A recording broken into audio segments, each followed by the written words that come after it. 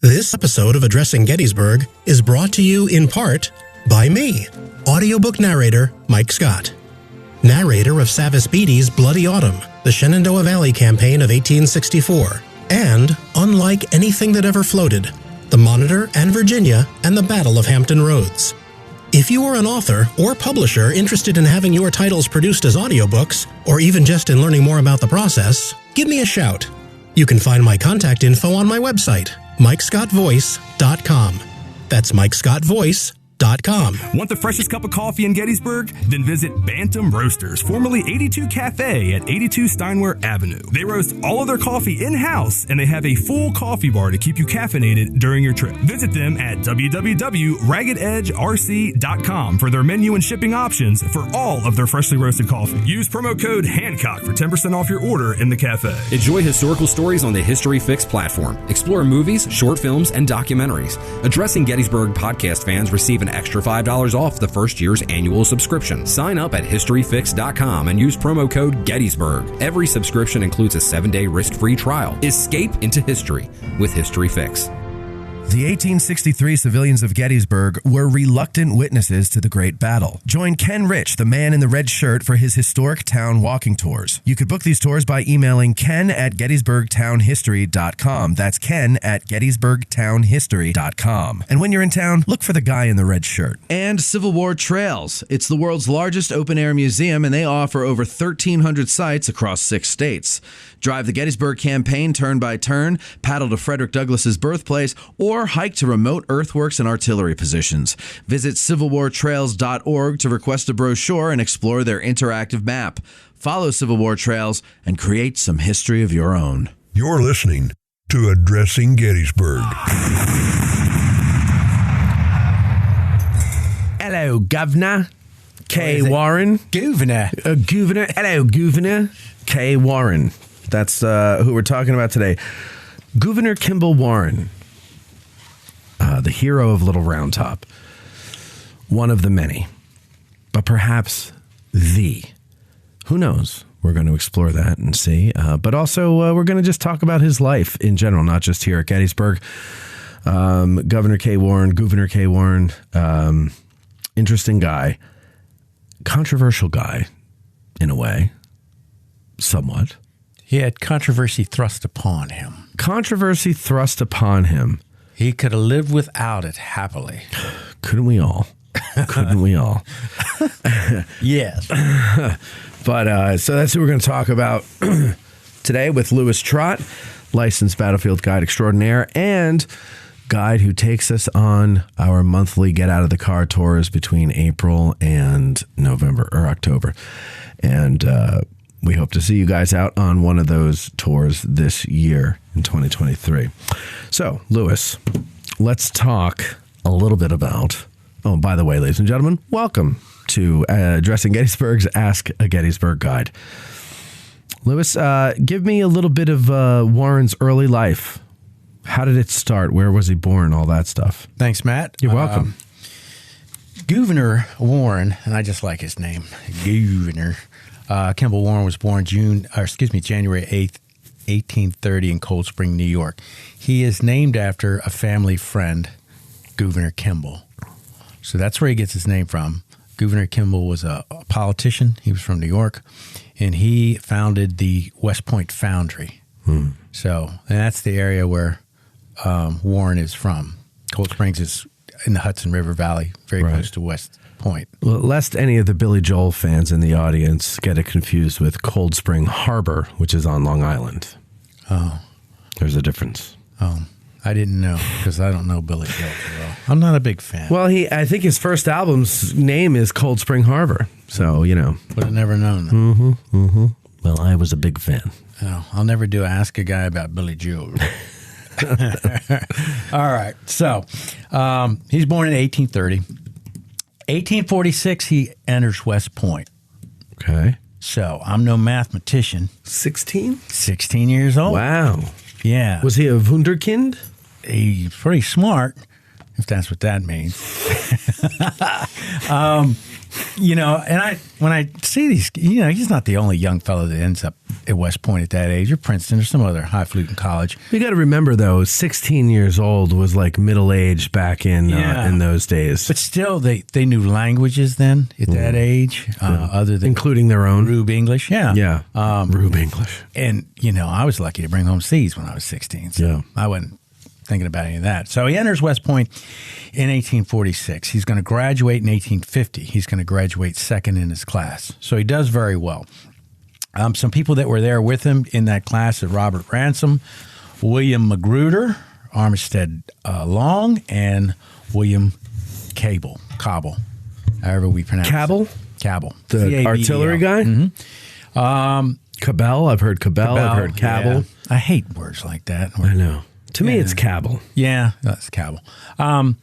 But another person that enters in 1856 with him but doesn't graduate is Junius Daniel. Oh. He suffers an injury during some of their training, so he's delayed by a year. He doesn't graduate till 1851. Okay. So that's another prominent person that's here at Gettysburg that was with him at West Point. So he's in the regular Army now. His first duty station is going to be down in D.C. He's told to report to the headquarters of the Corps of the Department of the Topographical Engineers.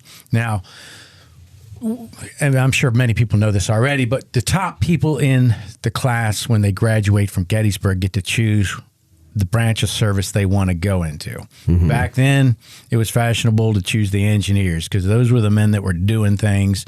Promotions were probably a little fast, and they moved like pond water to begin with. But that's when the West was being explored and mapped out, and it was engineers doing that. It was engineers building bridges and infrastructure and building forts along the coast. Robert E. Lee comes out as an engineer.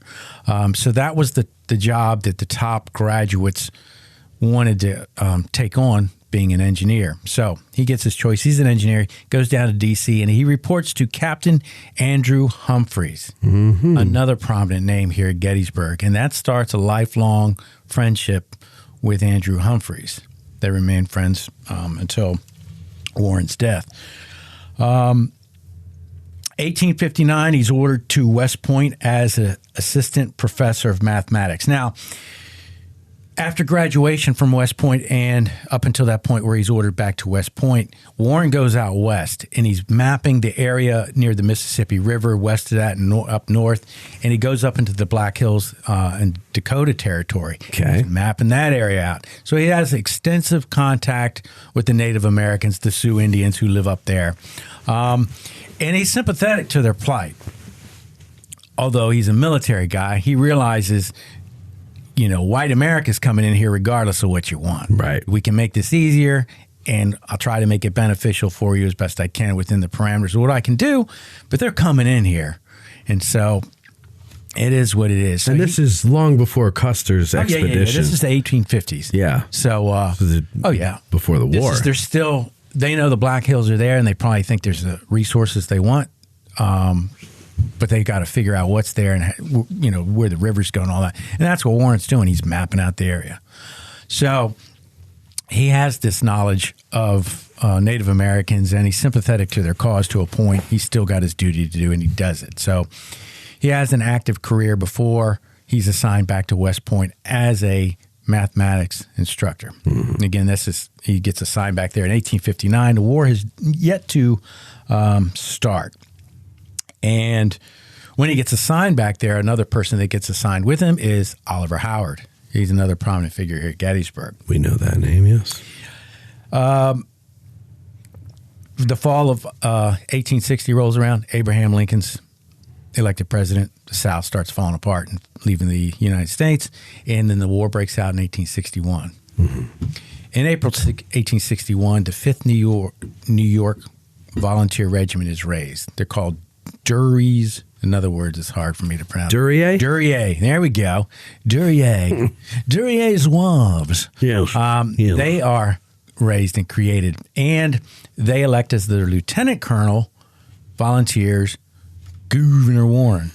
So he's still a lieutenant in the Army, the regular Army, But when you go from the regular Army in charge of these volunteer units, often you'll see they have a higher rank than what they held in the regular Army. Now, as soon as everything ends and they go back to the regular Army, they go back to that previous regular Army rank. So now, when they would get these volunteer Army ranks, would they get the pay that comes with that? No. But so they get the authority. Right. And then the prestige and the whatever else comes up. But they're not getting paid for it now. Right. So they're getting their regular Army salary. Mm-hmm. Yeah. Yeah. As far as I know, that's my Well, no, the reason I ask is because I can't seem to find someone who actually knows the answer. I've asked several guides this when the idea of, brevet ranks come up. So I'm not the only one that doesn't really know. No. That makes me feel sick. No. I mean, sleep good tonight. People have ideas. Yeah. I don't think they are. Because you think about the shock that would be, because money's tight back then anyway. Right. Because officers are having to buy all their stuff. Right. And so if you go from Major General, which is where he ends up, and he's going to go back to Major, he's gotten certain promotions while you can still get promoted in the regular Army while you're serving, while the war's going on. Yeah. So he's going to go back to being a major. He gets promoted to captain in 1862. I can't remember the date of promotion for major, but that's a big. If the case where you're getting paid major general pay and going back to major, that's a big pay cut. Sure. And so you couldn't back in those days. It would be big today, but back in those days, a lot of these generals that come out of the war struggle financially. So yeah, I'm pretty sure they're based on all those without having it seen explicitly written anywhere. They're not getting paid for that. So. Yeah. Okay. But he is elected. Back then, they elected their officers, Lieutenant Colonel of Duryei's Zouaves. Now, Duryei allows this regular Army Lieutenant Colonel now, Gouverneur Warren, to train the 5th New York. So he's the one that trains them and gets them in shape, ready to go off to war. And that's what they do. They're at Big Bethel on June 10th. September of 1861, he is actually going to take command of Duryei's Zouaves, the 5th New York. Duryei leaves. I think he's a politician. He gets elected to Congress, and that leaves it to Warren. Warren takes command. And they're going to be with McClellan during the Peninsula Campaign, part of that. March of 1862, he's attached to the division of General George Sykes, another Gettysburg name. And they're going to be stationed down near Fort Monroe. Mm-hmm. Now, June of 1862, he takes command of the brigade, the 3rd Brigade, Sykes Division, Fitzjohn Porter's Corps. So we're still under Sykes, under the command of Fitzjohn Porter, who people may or may not have heard of. He's got his own controversies later on during the war that doesn't need to be discussed here. November of 1862, the 140th New York joins Warren's brigade. So he's establishing these different connections with people or elements that are going to be here at Gettysburg. That's why I'm making a point to list these certain connections. Porter's going to be relieved of command. Joseph Hooker's going to take command of the 5th Corps. Mm-hmm. So now we have Hooker's name entering the picture here. And this is November of 1862. McClellan's going to be removed from the Army of the Potomac. Ambrose Burnside is going to be put in charge. Fredericksburg is going to happen in December of 1862. Warren's brigade is going to be held in reserves. They're not going to take part in the big slaughter that happens beneath Mary's Heights, but they're going to be there. They're just not going to take active part in the big battle. After the Mud March into 1863, Burnside's going to be relieved of command, and Hooker's going to be put in charge. Mm-hmm. When Hooker takes command of the Army of the Potomac, he makes Gouverneur Warren chief topographical engineer. So he goes from being the brigade commander, now he's on the staff of Hooker. So, I mean, he must have a reputation as an able engineer, yes. Right? Yes, he's well thought of. How was he as a brigade commander? His men thought well of him. Yeah, okay. Again, they're not really active at Fredericksburg, so they're not engaged in that big fight. And he doesn't necessarily have a chance to prove himself in big, large ways as he will later on in the war. Put it that way. Okay. So he's now on the staff of Hooker. Chancellorsville comes, and he, even though he's a staff officer, he's very active at Chancellorsville. He's trying to get things moving. You know, a lot of the generals want to go on the offensive, Meade being one of them, Sickles being another. You know, we had the big flank movement by Jackson and all that, and they see him, that attack that happens, it drives in the 11th Corps. But there are, after all that happens, Meade especially wants to go on the offensive. He doesn't want to cross back over the Rappahannock River. Right. Warren's with him, and he's in agreement with that. They end up crossing back over the Rappahannock River, and shortly thereafter, that's when Lee's going to come up with the plan to move north. June 3rd, they begin that movement slowly, and once they're all gone, the Union Army is going to chase after them on the east side of the Blue Ridge Mountains, coming north up here to Gettysburg. Now, at some point between leaving the Chancellorsville area and moving up here, Gouverneur Warren gets married because he's in love. Somewhere along the line, he meets a young lady named Emily Forbes Chase, and they're going to get married while the campaign's going on. The two armies haven't made it here yet and fought, but they get married. He doesn't really have a honeymoon, so Naturally. but they're married, and he rejoins the army as they're coming up here. Now, we know on the 28th, Hooker is relieved of command, and George Meade gets put in charge of the Army of the Potomac. When Meade gets put in charge of the Army of the Potomac, he offers Gouverneur Warren the position of Chief of Staff, which is held by Dan Butterfield. But Warren turns him down. Warren's advice to Meade is just keep everything in place now because, you know, big doings is coming. Right. And it would be better just to keep everything the way it is and instead of making any of these big changes. But again, he's offered that important position because Meade thinks highly of Warren. Okay. So they have a, how do you describe it? Not at this point, but later on in the war, they have quite a few confrontations because they're both hotheads. Was he a hothead or was he crazy? Warren? Yeah. I'll let you decide. I think he's a hothead Okay. because I see me in Warren. All I right. get upset about things and go off the deep end. And it's not rational. Sure. But I'm not crazy. No. By the way, my name is Artemis. Please address me as that. I'm really not crazy. But Meade offers him the position of Chief of Staff. He turns it down.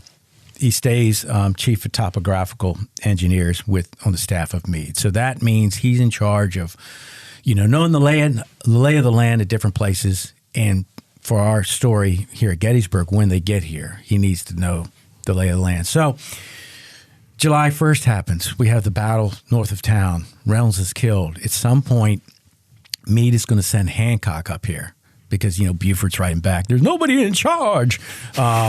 So he sends Hancock up here. Warren comes up here too.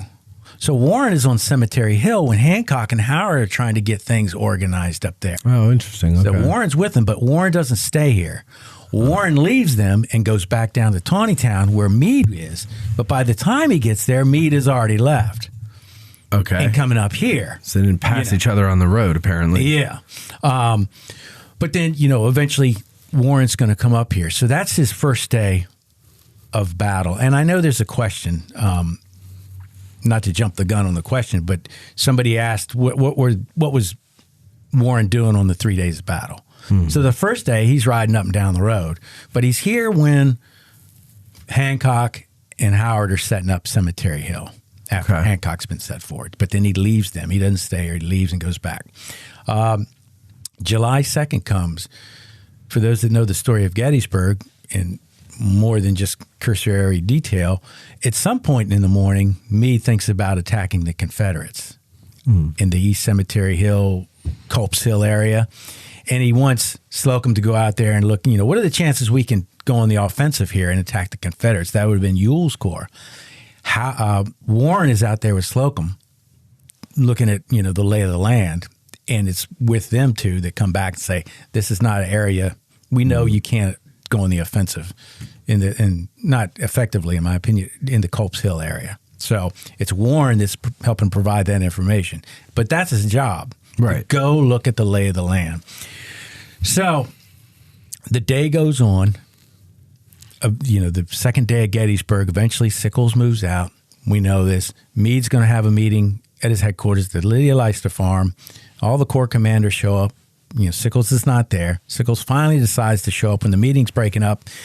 Meade knows he has a problem with Sickles' line. The line isn't the way he wanted it to be. So when he rides out to talk to Sickles, and it's between 3 and 3:30, he's riding out to talk to Sickles. Warren is with him, but Warren's going to leave him, and Warren's going to go to Little Round Top. Mm-hmm. And what's on Little Round Top? The signal station. 4 guys and some flags wig-wagging them back and forth. Now, is he ordered there, or is he going on his own? That's a good question. Okay. I'm sure if you ask Warren, he's going to say, I came up with this bright idea to go see what was on the hill since Sickles wasn't there. Right. But I've also seen it where Meade tells him to go up there. Okay. In my Which mind, do you believe? You know what? I actually think it's a combination of both. Because Warren's a smart guy.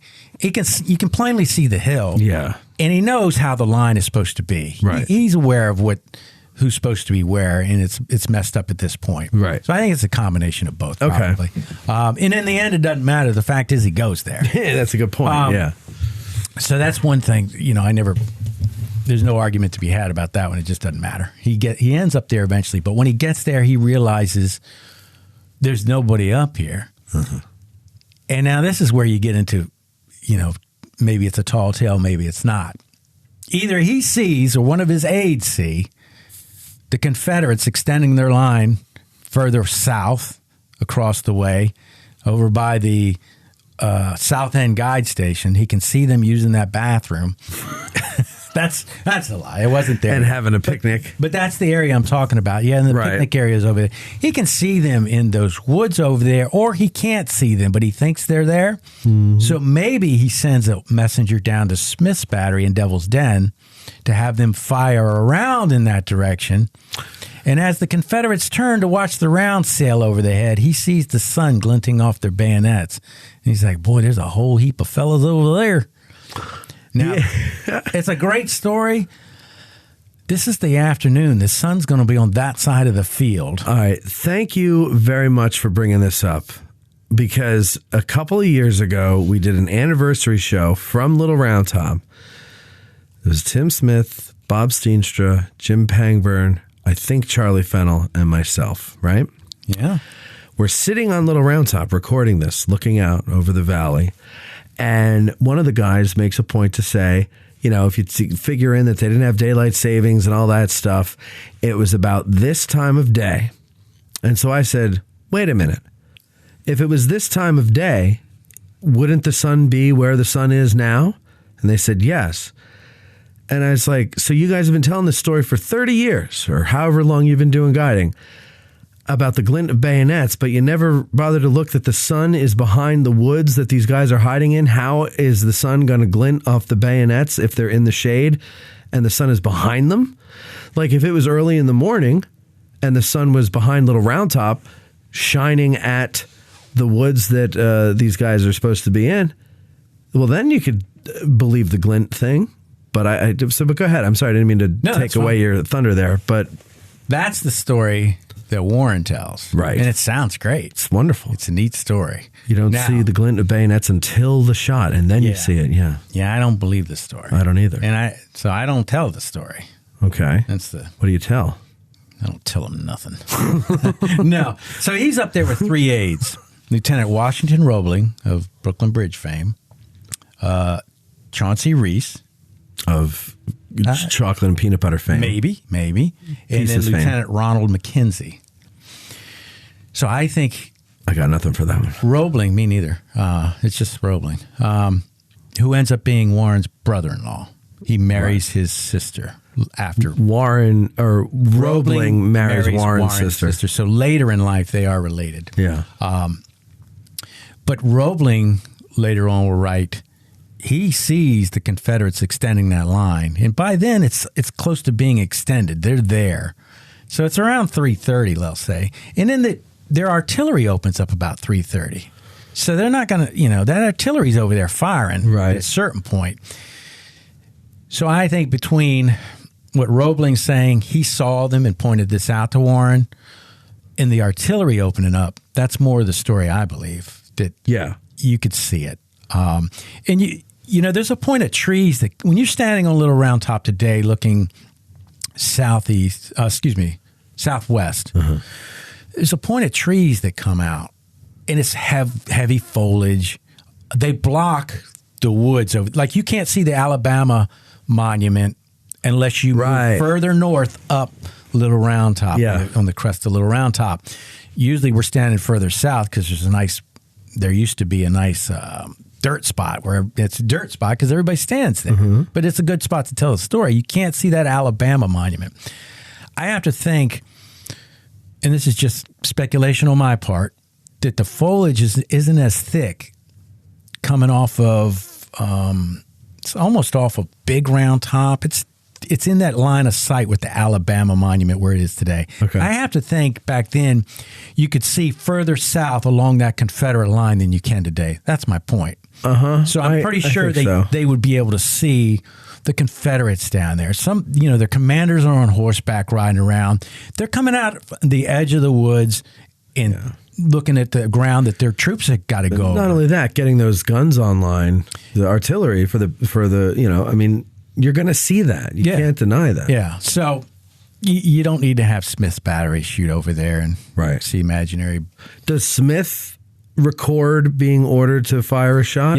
That's a good question. I wish I had thought of that before you asked it today. I wish you had too, because I'd love an answer to this question. Maybe I can give it to you next time. It doesn't matter. But I'm not sure. I'm not sure. I imagine if he wrote anything about it definitive one way or the other, there wouldn't be a controversy with the story. It's not a controversy, but a question with the story. Right. He would have been able to say, yeah, this did happen, or immediately debunk it. And so I'm not sure. Interesting. Okay. So either way, he knows the Confederates are out there. So this is where, to me, it's interesting. These previous connections he had earlier in the war. Again, he's a brigade commander. At a certain point, the 140th gets added to his brigade. He serves under Sykes. Here, when Meade is the former commander of the 5th Corps, Meade is elevated to command of the Army. Who takes over? George Sykes. Mm-hmm. So there's a familiarity with all these different people. And it just so happens it's the 5th Corps that's arrived. It's going to be your reserve. And since Sickles is out of line and his line's going to get busted, you're going to have to use reserve. Mm-hmm. So Warren's going to be calling upon these people that he already knows pretty well, and they have a familiarity with him. Because in the Civil War, this kooky thing happens that if somebody gives you an order to do something and you've never met him before, you can say, yeah, I don't know you. So you need to find my commander and get my commander to tell me to do it because I don't know you. Right. Now, so is that, that wouldn't fly today, right? Oh, no. Right. You have a higher rank telling you something to do. You better do it. Unless it's an unlawful order. But wasn't that the way it was then, too? Were these guys just being obstinate because they're volunteers and they're like, well, you know what I mean? I don't know. I don't know when it flipped. But I can't imagine any army would tolerate that. That's very inefficient. If I'd acted like that, I'd have never been able to retire as a master sergeant. So, right. It's sort of funny to me that they could do that back then. Yeah.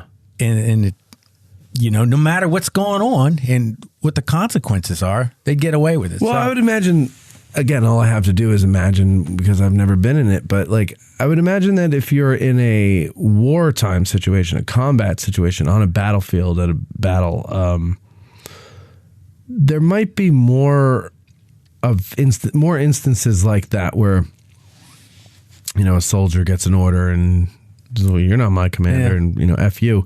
What are you going to do? Chase me down in the middle of a battle or have me arrested in the middle of a battle? You need me to be on the line. like you could get away with a little more and hope that the guy can't find you afterwards or doesn't know who you are afterwards or something like that and court-martial you. Although there are instances where people get arrested, they're told they're under arrest during the middle of the fight. Yeah. Oh, I'm sure there are, but I'm saying I think it just might be a little easier to get away with that. If you're sitting in camp and you do that, you're not going to have a pleasant time. You're probably right. It probably has a lot to do with the influx of the volunteer army. Yeah. Because the regular army before the war starts is very small. Right. So. And I just imagine in a volunteer army in those days, there's still this sense of, well, I'm volunteering my time. This is my time. I'm giving it to you. And I'm not going to do that. And, Yeah, there's a certain amount of independent thinking still. Yeah. Yeah. That hasn't been beaten out of the populace as it is today. Yeah. Yeah. But because Warren knows these people, there's little to no hesitation about doing what needs to be done for the sake of this battle. Yeah. So Warren sees the troops out there across the way. He knows they're going to attack. He sends one of his aides looking for help, and he's going to go to Sickles first. And he asks Sickles for help, and Sickles can't help him at all. At one point, Meade orders Andrew Humphreys, he's division commander under Sickles, to take his division to Little Round Top. So he's going to be on the right end of Sickles' line. He's going to be bordering the Emmitsburg Road, looking towards the west. Meade originally says, take your division and get to Little Round Top. And they start to move, and then Meade changes his mind, thankfully, and puts them back in place. But Sykes' corps, the 5th Corps, is going to be the reserve corps. So he's the one that's going to have to supply the help. So somewhere along the line, the messenger runs into Colonel Strong Vincent. He's a brigade commander in the 5th Corps.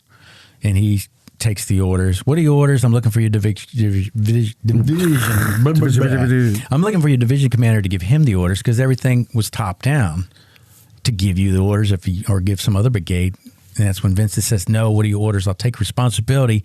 We need men on Little Round Top. And Vincent gets his brigade up there. Let's break that down a little bit, though. So Warren sends an aide. Do we know which aide? I think it's McKenzie. Okay. Don't quote me on it right now, but I'm pretty sure it's McKenzie. But Warren's brigade, Vincent's brigade, the whole division is coming from, like, they're not on Wheatfield Road, right? They're coming more from, like, the Weichert, George Weichert farm area. Is that what we generally believe? Yeah, but I think, like, when the 140th, that Stephen Weed's brigade comes down, I think they're on the Wheatfield Road. And it doesn't really matter who's where. I just am trying to get a picture in my head. They're in that area. So the aide goes down and is intercepted by Vincent, or does he stop and ask Vincent where Barnes is? After he's been riding, because they first go to Sickles. He doesn't immediately. This immediately doesn't happen after the aide rides down there. Okay. They first go to Sickles. Sickles says he can't afford to lose anybody. Right. He can't. He shouldn't have left in the fruit. But at some point along the line, Meade says, send Humphreys over there. And he says, no, stay there. And so that aide's now looking for Barnes. He said, go get the 5th Corps and get them, the Reserve Corps, get them help from them. And he is looking for Barnes. Nobody knows where Barnes is at. James Barnes is the division commander only because Charles Griffin has been injured in the previous battle. That's the permanent division commander. And I bring this name Charles Griffin, because it's going to come later in Warren's story. Okay. But Barnes is in place. Barnes is an old guy. Barnes went to West Point with Robert E. Lee. Okay. So he's not a young guy. He's up there. No, I'm not saying anything because I'm kind of up there now too. But instead he runs into Vincent. And that's when Vincent says, what are your orders? Well, I'm looking for your division commander, General Barnes. No, I'll take responsibility. And see, that is a big deal for Vincent to do that, because if Vincent leaves the line and Barnes had other plans for that brigade, right, and it turns out to be a disaster, he could be court-martialed. Yeah, it's Vincent's rear end that's on the line. Sure. Because he went out and did not his own thing, but he wasn't following the instructions of his division commander. And that's why he gets so much credit, deservedly so. But that brings that brigade, and that's how you have Joshua Chamberlain. And I bring that name JLC. I bring that name up because he's going to play a later part in the story, too. Yeah, I've heard of Away it. from Gettysburg. Mm-hmm. So he's going to be in a movie, actually. Yeah, it's going on to big things. Yeah, I hope people don't mind that I joke about stuff. But, you know, life, you live life once. If they do mind, they're listening to the wrong show. When I'm yelling, I say, I wish I could be making jokes and be happy right now. So... Well, that's what I do. If I ever feel like yelling, and if I do, I catch myself, and then I throw in a joke at the end so that they think I was just acting angry, but I was really angry. It's good for the blood pressure. It is good for the blood pressure. It doesn't help to get angry, Lewis. No. Doesn't help. Take it from me and Gouverneur Warren. But Vincent gets up there. They set up. And looking south from Little Round Top to Big Round Top, from left to right, we have the 20th Maine. Yeah. We have the 83rd Pennsylvania. Yeah. 44th New York. Right. And then you have the 16th Michigan. And so Alabamians and Texans are going to be attacking this line. And it's Texans that are attacking the right side of this line primarily. They're going to start to break the 16th Michigan's line. And Warren is up on Little Round Top, and he sees the line is starting to break. He knows he needs help, and he doesn't have time to send a messenger and do the relay. So he himself leaves and goes down the slope, and he runs into the 140th New York. He used to be their brigade commander, commanded by Lieutenant Colonel Patrick O'Rourke. He knows Patrick O'Rourke, and he says, "Patty me by." You got some Lucky Charms? No, he says, and then Patty's like, they're always after me Lucky Charms. Yeah, that's exactly what happened. Patty, give me a regiment. That's so dramatic. Yeah, that. That's good. And he immediately turns out of line. He rushes his regiment up there. It's while his regiment's coming up there, the 140th New York, that Hazlitt's battery comes up there. Because they write that the battery cuts through that line. And they're having to push those guns up there because it's impossible. They're coming from the east side of, the road. Round Top, yeah. And so it's all woods. And it's rocky. That road wasn't there. No. Cow path maybe, but not. The Park Service thought about putting the road in at that point, and they said, no, we'll probably have to redo this in 160 years, so let's wait. But that's when Hazlitt's battery gets up there. By the way, that for the people new to all this stuff, the Park Service did not do that before the battle or during the battle. The Park Service did not exist back then. No. But it is a chore to get that battery up there. Yeah. And they do cut through the 140th. Now, someone told me that Hazlitt's battery is not where it's placed today. Probably not. It was probably further down the slope. Yeah. Yeah.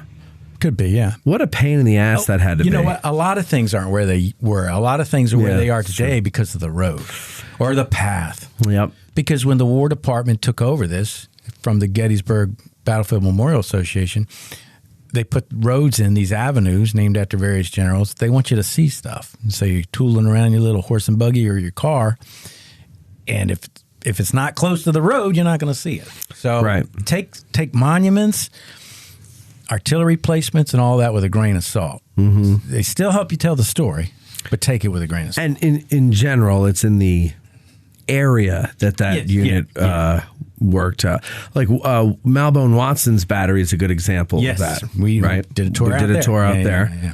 And it really should be on the south side of the road. Where the road is today, because the original road was probably where the horse path is. Right. And I guess what they said, that it was just north of that road. Yep. And then, but the Park Road went in, and then did they not know? Did the Park Service, what's now the Park Road, United States Avenue, was that put in before Watson's battery's tablet? Yes, I'm pretty sure. Okay, I'd have to look all that up. I'm trying to remember what you said at the tour. It is there because that's where the road is now. It's north of the road, right? And but Bigelow that's not wanted the road to name that. What's his name? What's whose name? Who's the reserve artillery guy? McGilvery. Wanted to name it McGilvery Avenue. As opposed to the United States. Yeah, because he said, we know we're in the United States. It's a good point. Yeah. Yeah, that is a stupid name. He had a big campaign to change that name, and he lost. Yeah, but they should call it McGillivray Avenue. Maybe we should just start referring to it as that. If Tim Smith can refer to Spangler Hill, that's right. We can do McGillivray. Exactly. Yeah. Exactly. Yeah. So let's do that then. McGillivray Avenue is what we're going to call it from now on. Meet us there. Yeah, we'll meet you on McGillivray Avenue. See how many people show up. See a bunch of people just driving around aimlessly. Well, that's our group. I'm looking for McGillivray Avenue. What? Aren't we all? Yeah.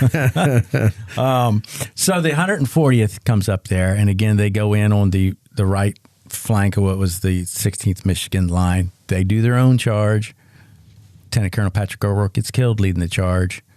He doesn't have a his face is on their monument, but he doesn't write any memoirs or any of this stuff. He's not the governor of any state. He doesn't show up in a movie. Jeff Daniels never thinks about him. He doesn't survive that afternoon. No. But like I tell people, there's charges on two ends of this line, and this one really, man, I never want to take anything away from Chamberlain. No, but this one is immediate. You do this now, or we're in big trouble. There's no thinking about it. There's no bayonets. Yeah, right.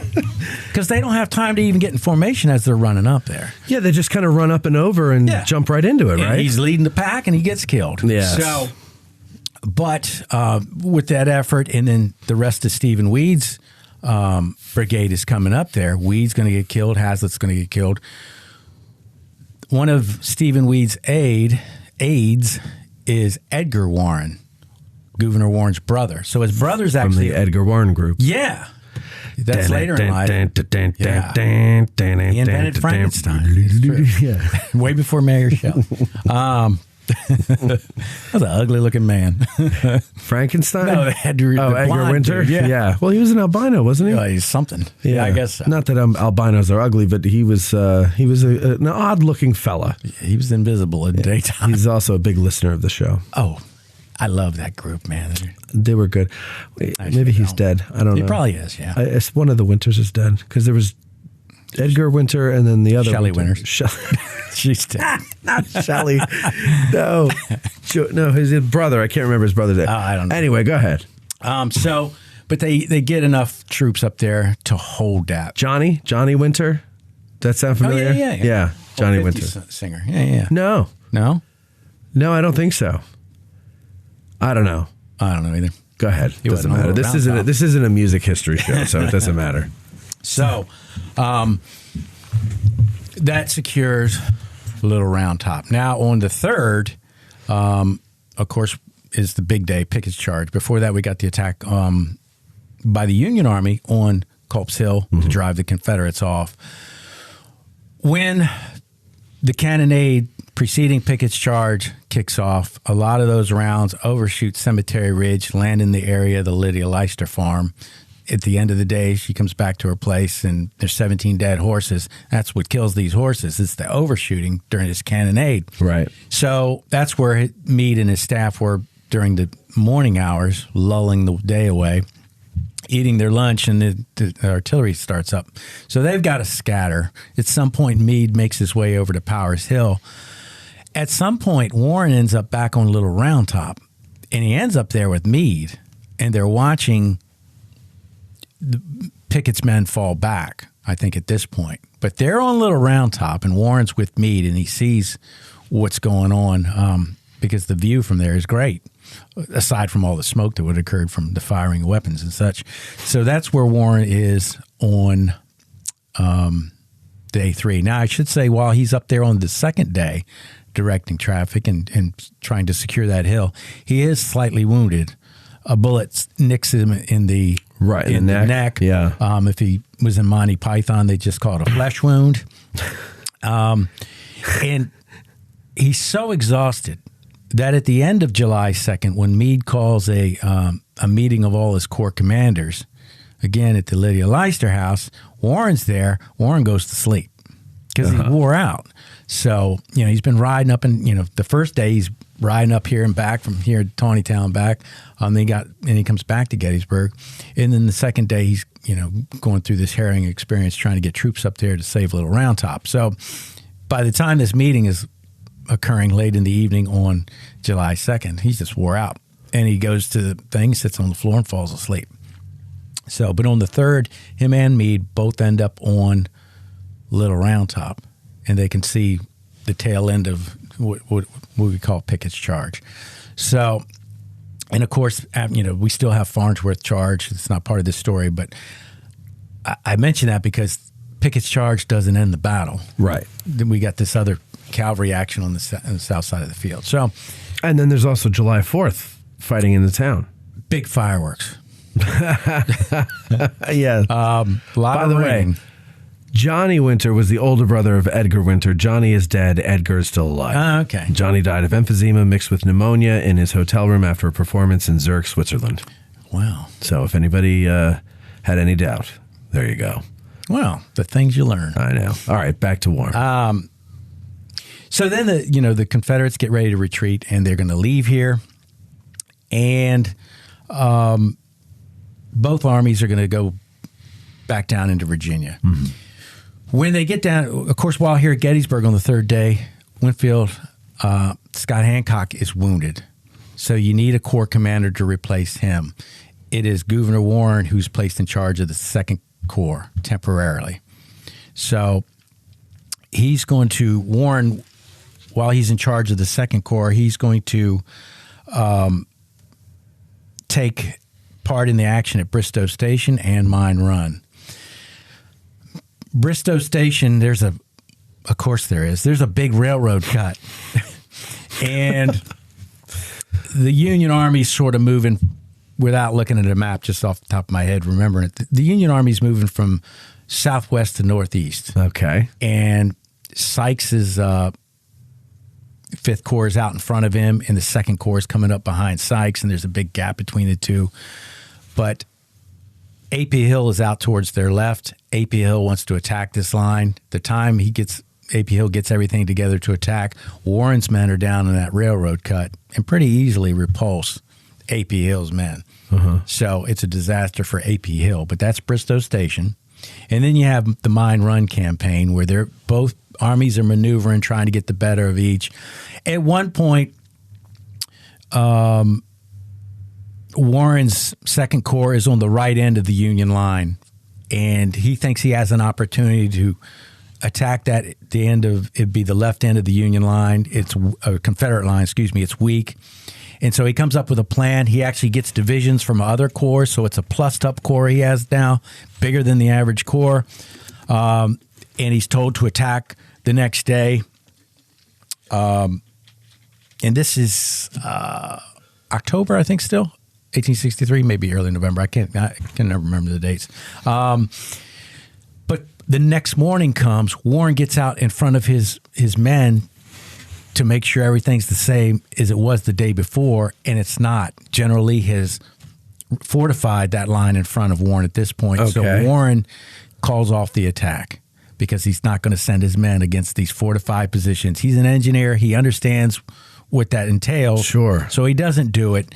Does he sense a trap or something, or like what? He just doesn't think. He thinks that line is too strong to attack. Okay. And Meade's sitting there waiting for the attack to start, and it doesn't start. So, he's a bundle of whatever, anxiety at this point. A bundle of nerves. But rightly so, and I think his men agree with him, it would have been a futile attack to attack that line that had been reinforced overnight by Lee. Sure. So it wasn't like it was the day before when he did his initial reconnaissance. In the order. So that ends the Mine Run campaign. Both armies go into their winter camps.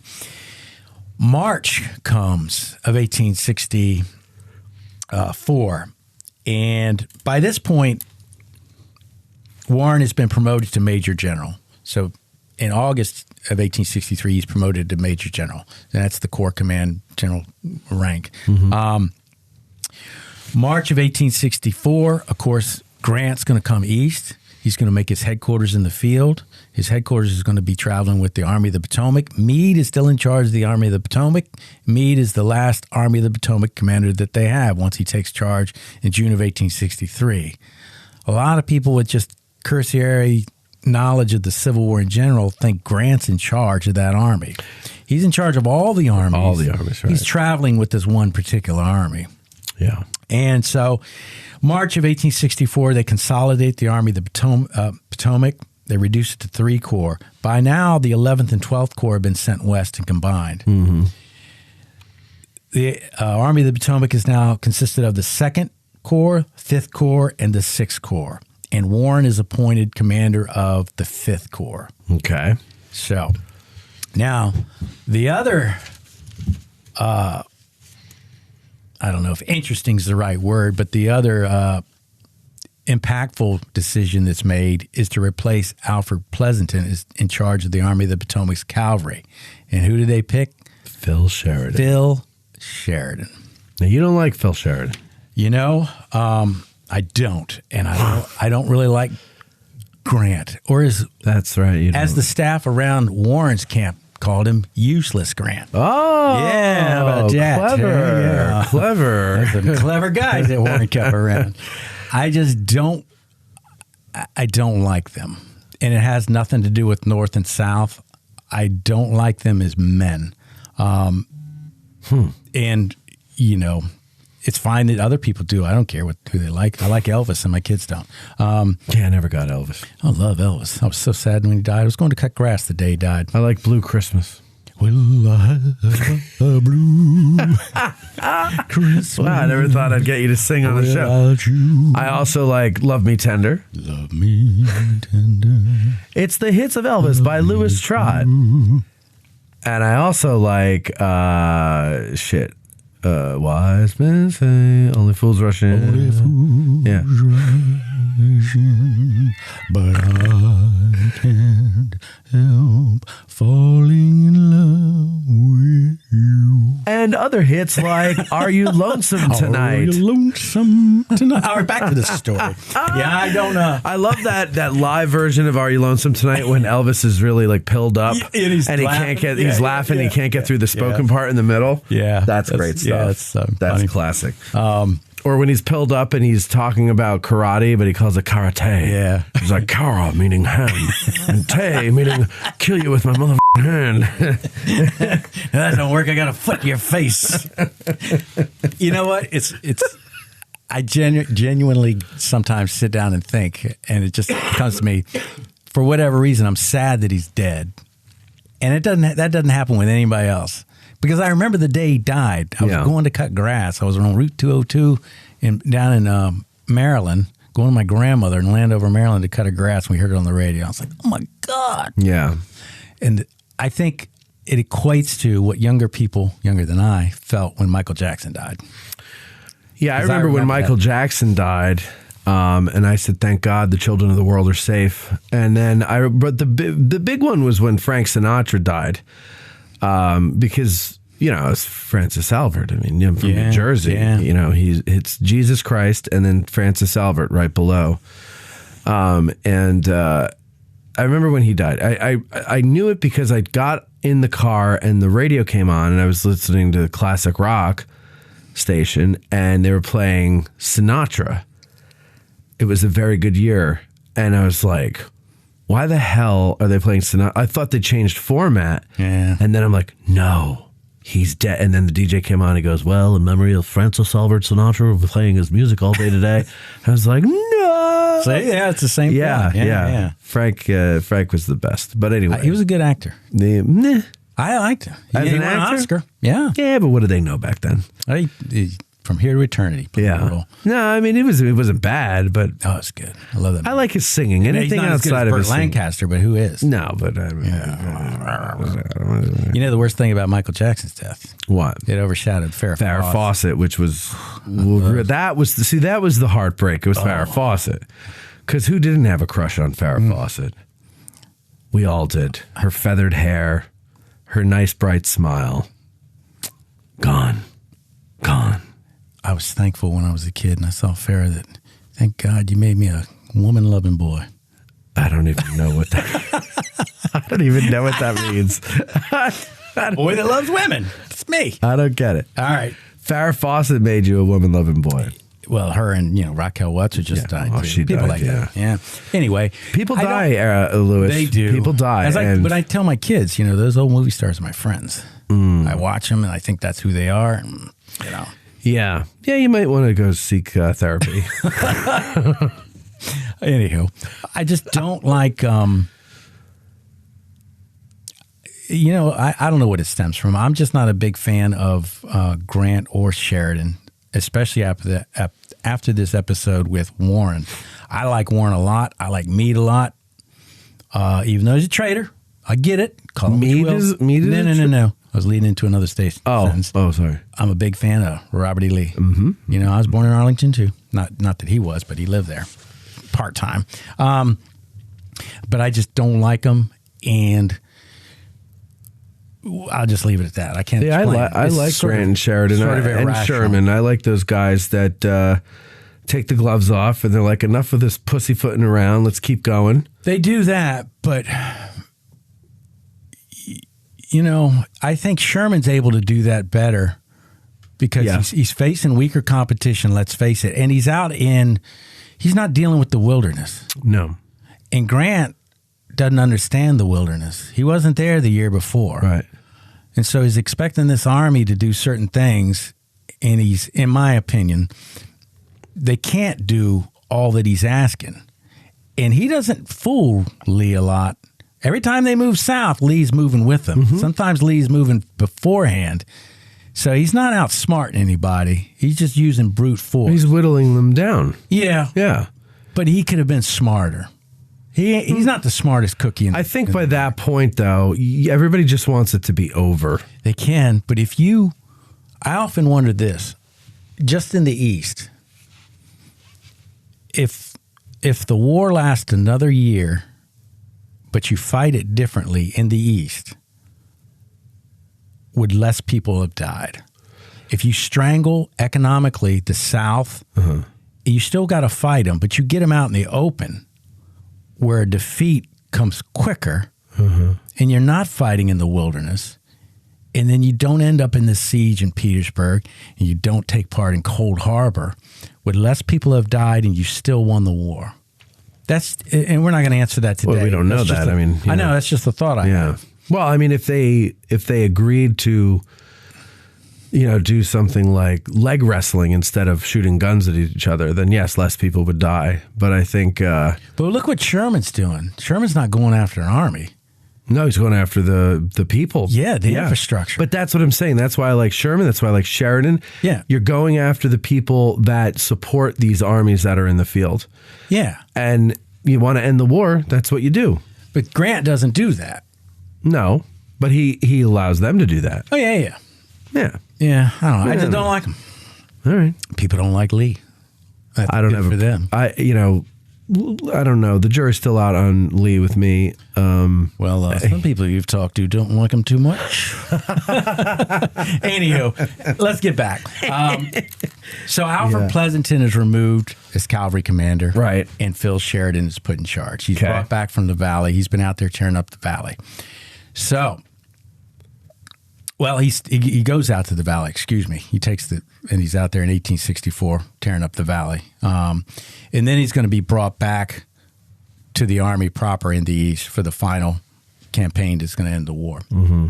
So Warren is the 5th Corps commander. The 1st Corps is no more. So all those men get pushed out into other corps that are still around, the 2nd, 5th, and 6th. So his division commander, Warren division commanders at the start of the Wilderness Campaign are some familiar names. John Robinson, James Wadsworth. Heard of him. Samuel Crawford. Also him. He bought a nature preserve here at Gettysburg and features some beavers. And Charles Griffin, who I talked about, is the division commander that Barnes has when he's here, because Griffin was wounded at Chancellorsville. He's not here. So Griffin is not here, so he's probably the least familiar of those names to ordinary listeners. But those are his division commanders. And so let me read something to you. Okay. And so we're in 1864, the Wilderness Campaign, the Overland Campaign, and all that's getting ready to kick off. Meade's still in charge of the Army.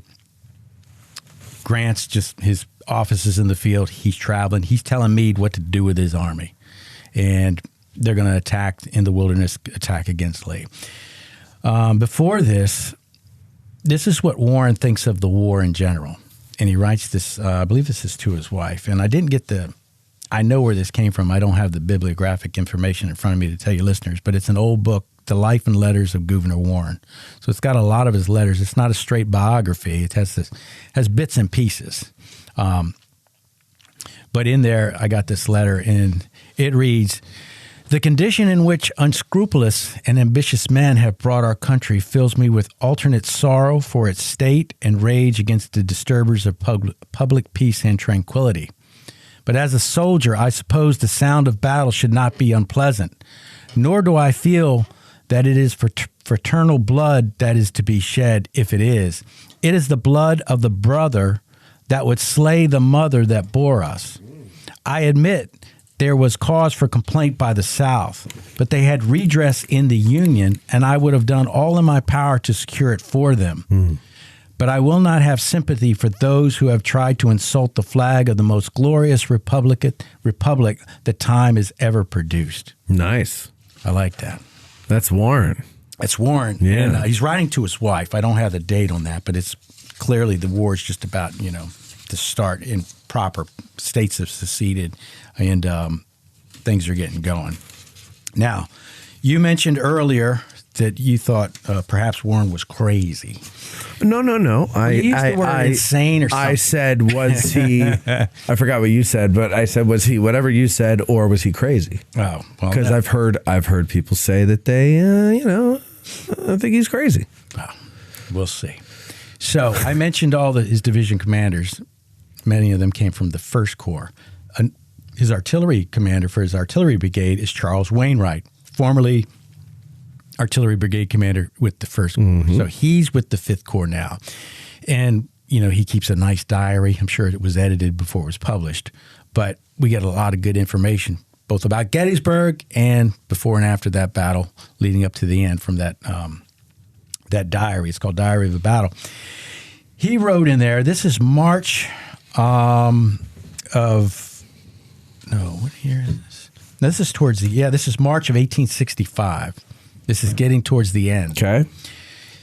He wrote in here, "Accordingly, when all was ready, I walked up and said, 'General,'" he's talking to Warren, "I am lucky enough to have a pair of broiled chickens for supper tonight. And I see your wagon has not arrived. Should be glad if I will come over and help eat them." That doesn't make sense, but he's inviting him to come over to have dinner with him because his wagons hadn't arrived. He, however, Warren, refused for him politely, but he could not help damning his staff. If a corps commander could not get his own supper, he did not see why they should sponge on their subordinates. And he'd be damned if he would. I did not attempt to reason, but tried to tempt him by praising my supper, saying that Fitzhugh was absent and I should have to eat almost alone, but he could get nothing more out of him. Later, and just before I turned in, I again tried with the offer of a bed, but it was the same answer. If I can't sleep in my own tent, I'll be damned if I sleep in anyone else's. And the last thing I heard as I went to bed were his mumbled oaths as he sat under a tree in the same spot he had been in for 2 hours. I have not put this down so particularly save as proof of what I have for some time past been convinced, viz., that these awful fits of passion are a disease with Warren and a species of insanity over which he has no control. Now, if you read Wainwright's diary, it's peppered with incidents of Warren losing his temper.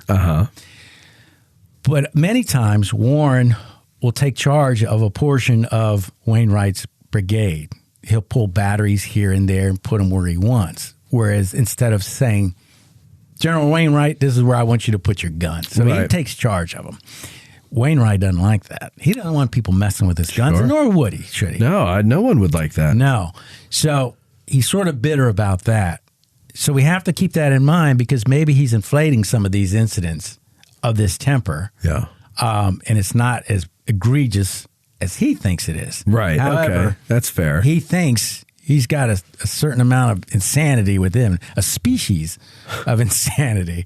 So he thinks he's a little bit nuts. He's got a problem with his temper. You know, it's hard being in charge. It is hard being in charge. Telling me.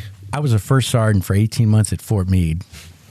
And I used to yell a lot, and I used to threaten people with crazy stuff. I couldn't get away with the things I was threatening people with, but that didn't stop me. From threatening. Yeah, and it was because I wanted things done. I wanted them done in a certain way, and I wanted them done ASAP. And that always didn't happen. Leaders don't have patience for that crap. So what do? We can't slap them anymore, so we yell a lot. He is a corps commander. That's not a leader, though. No, it's not. I'm not saying I was that good. Okay. I'm just saying I was. But leaders eat last, Lewis. I always did that. Yes. Yeah. Troops, were always first. But, I just wanted simple things done. Come on now, let's get this done. Anyway, he's under a lot of pressure, and he's been under a lot of pressure for a year because he's got Meade, who he's starting to argue with, above him, and he's got Grant telling Meade what to tell Warren and all the other ones. But he's got all this stuff done. And, communication's always hard back then because it's messages going back and forth. By the time the message that you sent to your commander arrives, maybe the situation in front of you has changed. So things are different when you get the reply, and you can't execute the reply because the situation in front of you has changed. Does that make sense? Yeah, sure. Yeah, so communication is slow, it's unwielding, and it creates a certain amount of pressure on that commander. So he's got all this dealing with. So he's been arguing with Meade. At one point, Grant says, you can relieve him if you need to.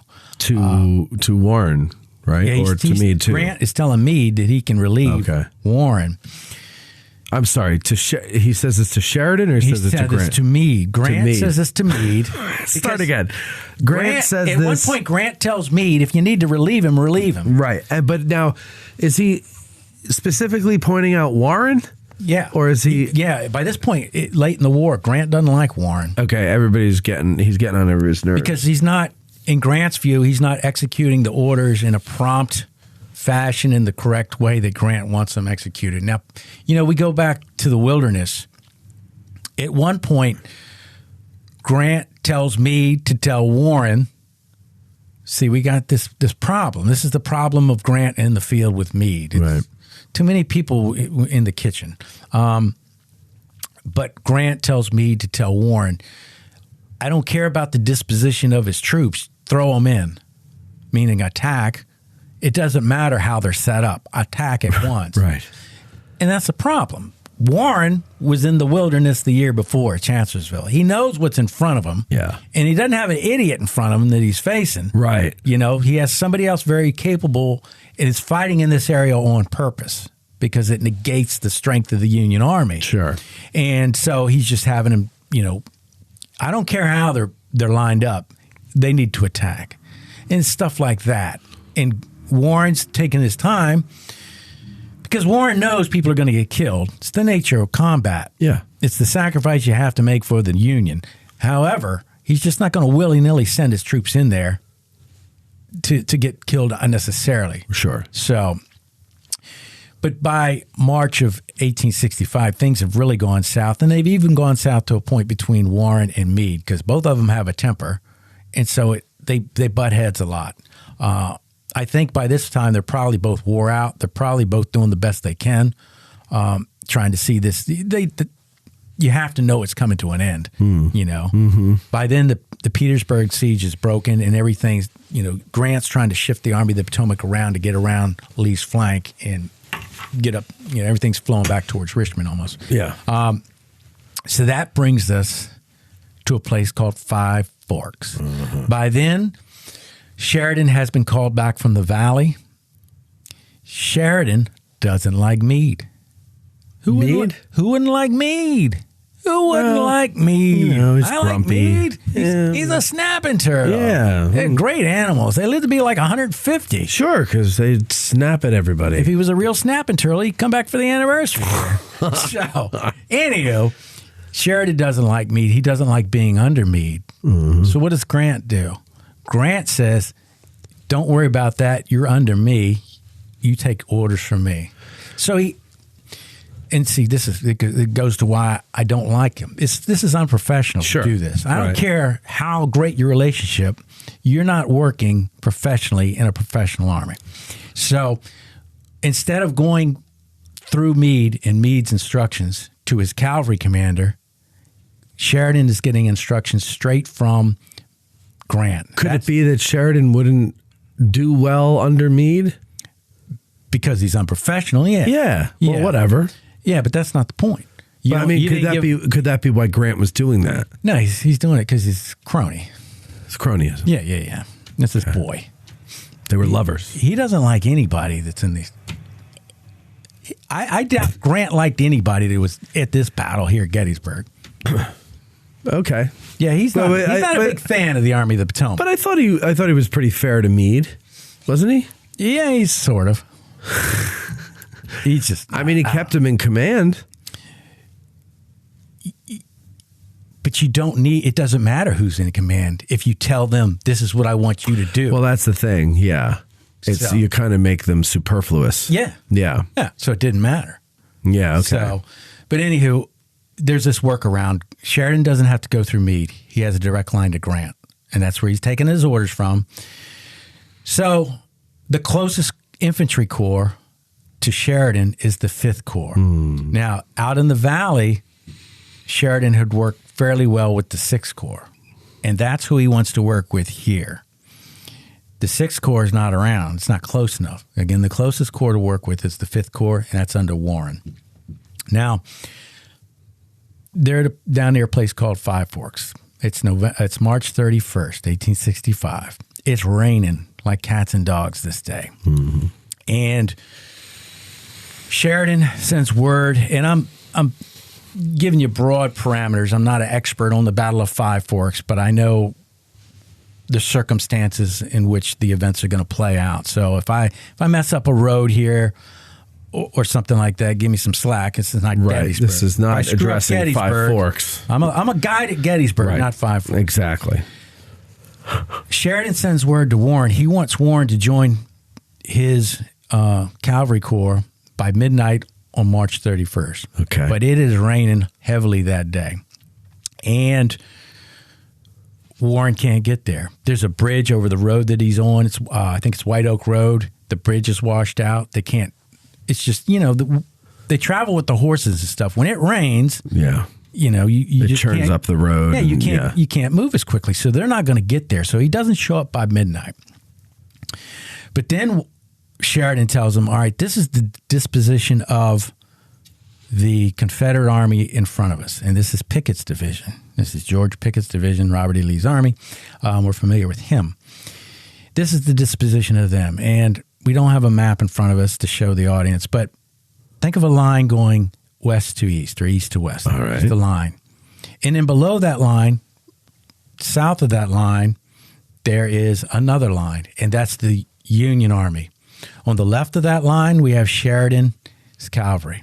On the right of that line, we have Warren's infantry, the 5th Corps.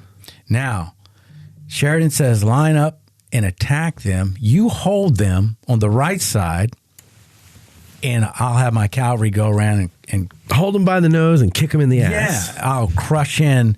It would be their right, our left. Yeah. That's the plan. April 1st comes, they get up to execute this plan. Warren's men move up. Well, that line is not as long as Sheridan thought it was. And that's what's going to be the problem. And let me back up briefly. When Warren doesn't join Sheridan by midnight on March 31st, there's problems between Sheridan and Warren. And Grant knows about these problems. So Grant tells Sheridan, if you need to, you can relieve him. He's telling his corps commander, who he's basically put in charge, or his cavalry corps commander, excuse me. Right. Who he's put in charge of both the cavalry corps that he has and this infantry corps. Right. This little operation. Yeah, Sheridan's in charge of this. Yes.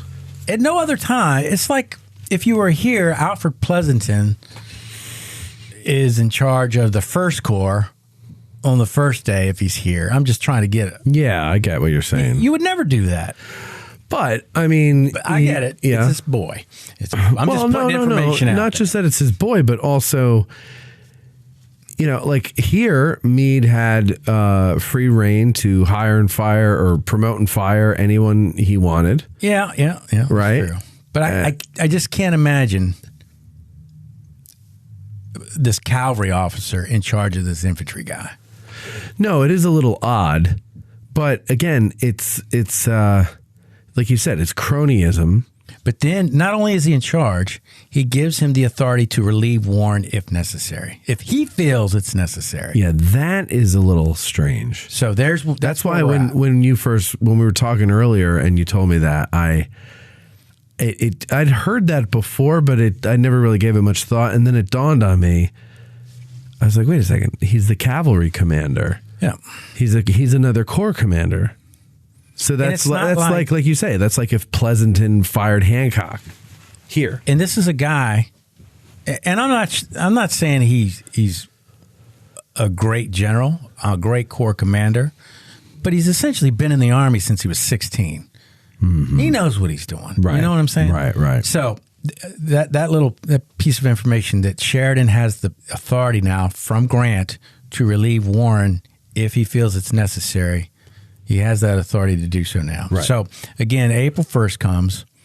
We have two lines, one north, one south, vertical lines east and west. Sheridan tells them, you attack on the right, hold them. Cavalry will move up on the left, the Union left, and just swarm and drive in that line, and we can capture them all. And this is Pickett's men. Now, where is Pickett? George Pickett. Pickett is at a... Shadbake. Yeah, hanging out with Fitzhugh Lee and all his friends. Mm-hmm. So that's where he's at. So on the Confederate side, there's a story of the same day also, Mm-hmm. What's their version? Well, it deals with Pickett getting relieved. Uh-huh. So, So two commanders in that action were relieved. Yeah. And, one actually did a good job. One very unjustly gets relieved. Sure. And the other one should have been kicked out long ago. Yeah. He was, I don't know what. He was just not a very good division commander. Now, for people out there who only saw the movie and think Pickett is a wonderful hero and leader, he kind of really didn't have a very stellar record. Not really at all. No. Yeah. No. So, but that's a story for another day. But it's interesting that this is the Shadbake incident on the Confederate side. Didn't Lee have a smart-ass comment about Pickett? He sees him after he's relieved him. Uh-huh. And he basically says, what's that man doing with our army? Oh, okay. So, and then later in life, Pickett's with John Mosby, who's one of my favorite people. And they go to visit Lee. And Pickett goes into the hotel room and visits him, and Pickett comes out. And Pickett's very bitter, and he says, that man destroyed my division. Mosby says, that man made you immortal, which he did. Yeah.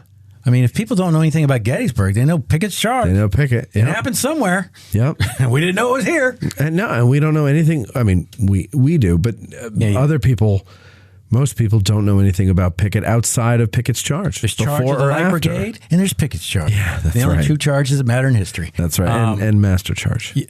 Or Visa.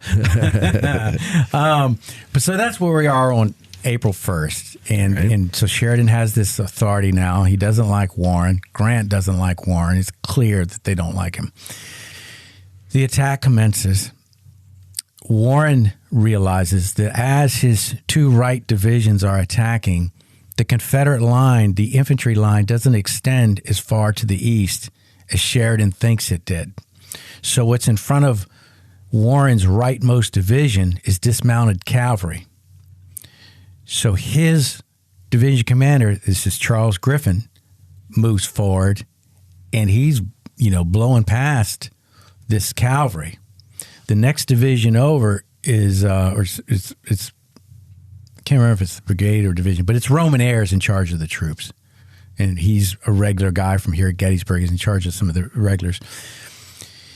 He's going forward. The infantry is in front of him, and what they've done is refused their left flank.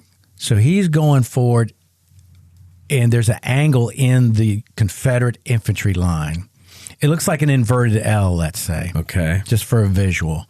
But next to that L is the dismounted cavalry that's getting pushed back by Charles Griffin. So Charles Griffin is going further north. He's losing contact with Ayres' division because there's nothing really in front of him other than this dismounted cavalry that's useless against this infantry division. So it looks like it's going off into nowhere land. And Warren needs to get a handle on it because he doesn't understand what's going on there. So he goes up, and I'm simplifying this. Again, I'm not an expert, but I know the parameters. He goes up and he gets a hold of this division. And what he does is he turns this division west, and they get behind the Confederate line. Okay. So the line's like that. I'm showing him with my hands. Yeah. I hope you visitors are So you're overlapping the flank. Yeah, he's getting in behind the rear. The rear, yeah, because there was nothing in front of Griffin of substance to stop him. Sure. So this is turning out better than expected. Because when they attacked, the way they're lined up, Sheridan's assessment of the situation was wrong. It works out for the Union Army. But Sheridan doesn't think Warren's anywhere to be found. He doesn't think he's leading troops. And so when Warren comes back and they capture a lot and they break the line and Pickett's division has to fall back and try to regroup. When the day's over, Warren shows up to Sheridan's headquarters and he's excited and he's happy that they broke this line. You know, they captured a ton of Confederates that they can ill afford to lose this state. We're on April 1st. So when does Lee surrender? 9th? Yeah. Yeah. We're so close. They don't know it's that close. Right, of course. But you have to know it is close. Common sense tells you about what you're fighting. And then Sheridan's just pissed off. And he basically accuses Warren of cowardice and not being with his troops, and he relieves him of Corps command. After this day, he puts Charles Griffin in command of the Corps. And he tells Warren he needs to go report to Grant for orders. He eventually makes his way to Grant. Grant's going to give him orders. He's going to send him out west. And he ends up in Vicksburg. And he's taking charge of parolees and all that stuff out in Vicksburg, of all places. He's still in the regular army. And I'm really speeding things up here to get to some other stuff. But he's going to resign his commission in the volunteer army. And he's still in the regular army.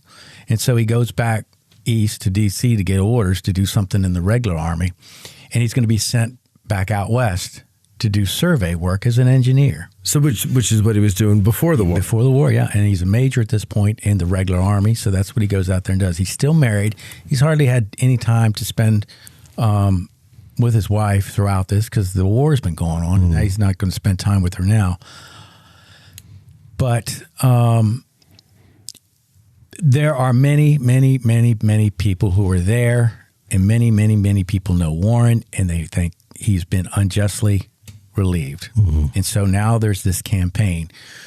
2 times between the incident happening and the end of May 1865, Meade goes to Grant and says, you know, this is all, the war's done. We're done. Why can't you overturn this and reinstate Warren? You can make this right. Grant has that opportunity. He never does it. Yeah. Despite all the evidence to the contrary that he was unjustly relieved, Grant never does it because he can't make his little boy Phil look bad. And that's what it amounts to. It's petulance. Well, let's see. Do you want to hear what Grant said? Oh, go ahead. Let me say this, too. And this is maybe the second original thought I've ever had. The first one is Iverson's gun shy because he was wounded early in the war. Think about this.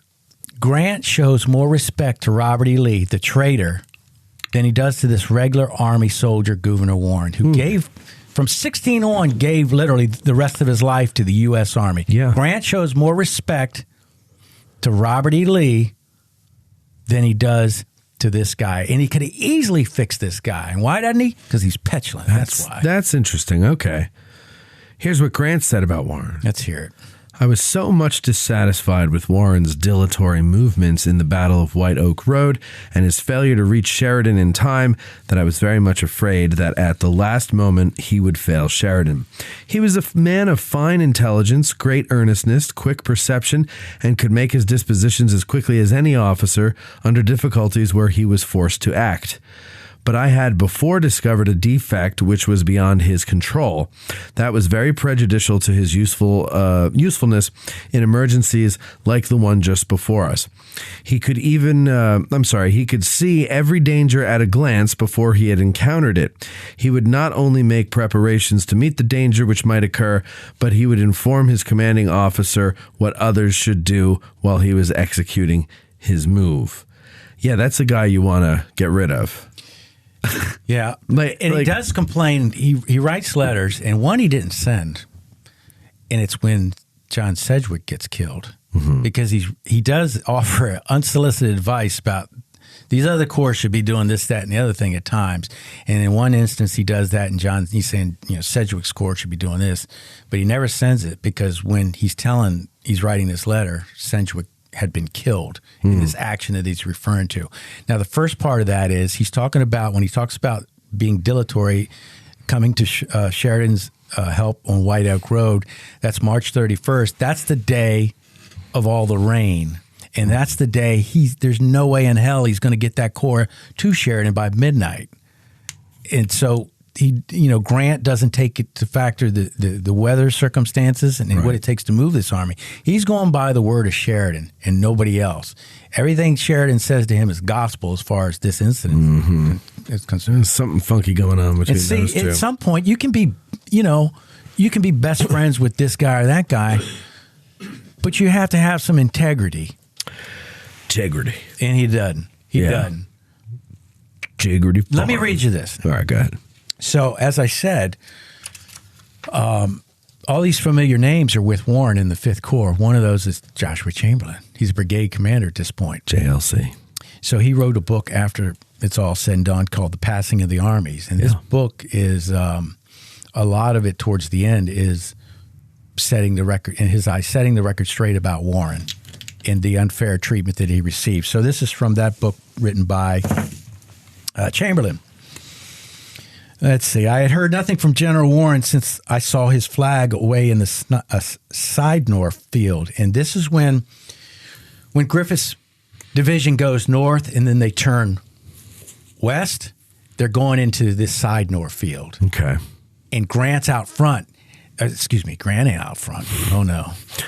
Warren's out front. Warren's got the flag in his hand, and he's leading this division behind the Confederate line. Uh-huh. So usually when people grab the flag, what happens to them? They get shot. Killed. Yeah. So it's the very opposite of cowardness. Right. I digress. I had heard nothing from General Warren since I saw his flag away in the Sidnor field. When I was breaking out from the column of march to go to air support, my first thought was that he was killed. He had the flag in his hand. I asked Britton what he meant. He told me the story. General Warren, when he got to the rear of the Ford Road, sent an enthusiastic message by Colonel Locke, his chief of staff, to Sheridan, saying that he was in the enemy's rear, cutting off his retreat, and had so many prisoners. This message met scant courtesy. Sheridan's patience was exhausted. By God, sir, tell General Warren he wasn't in the fight.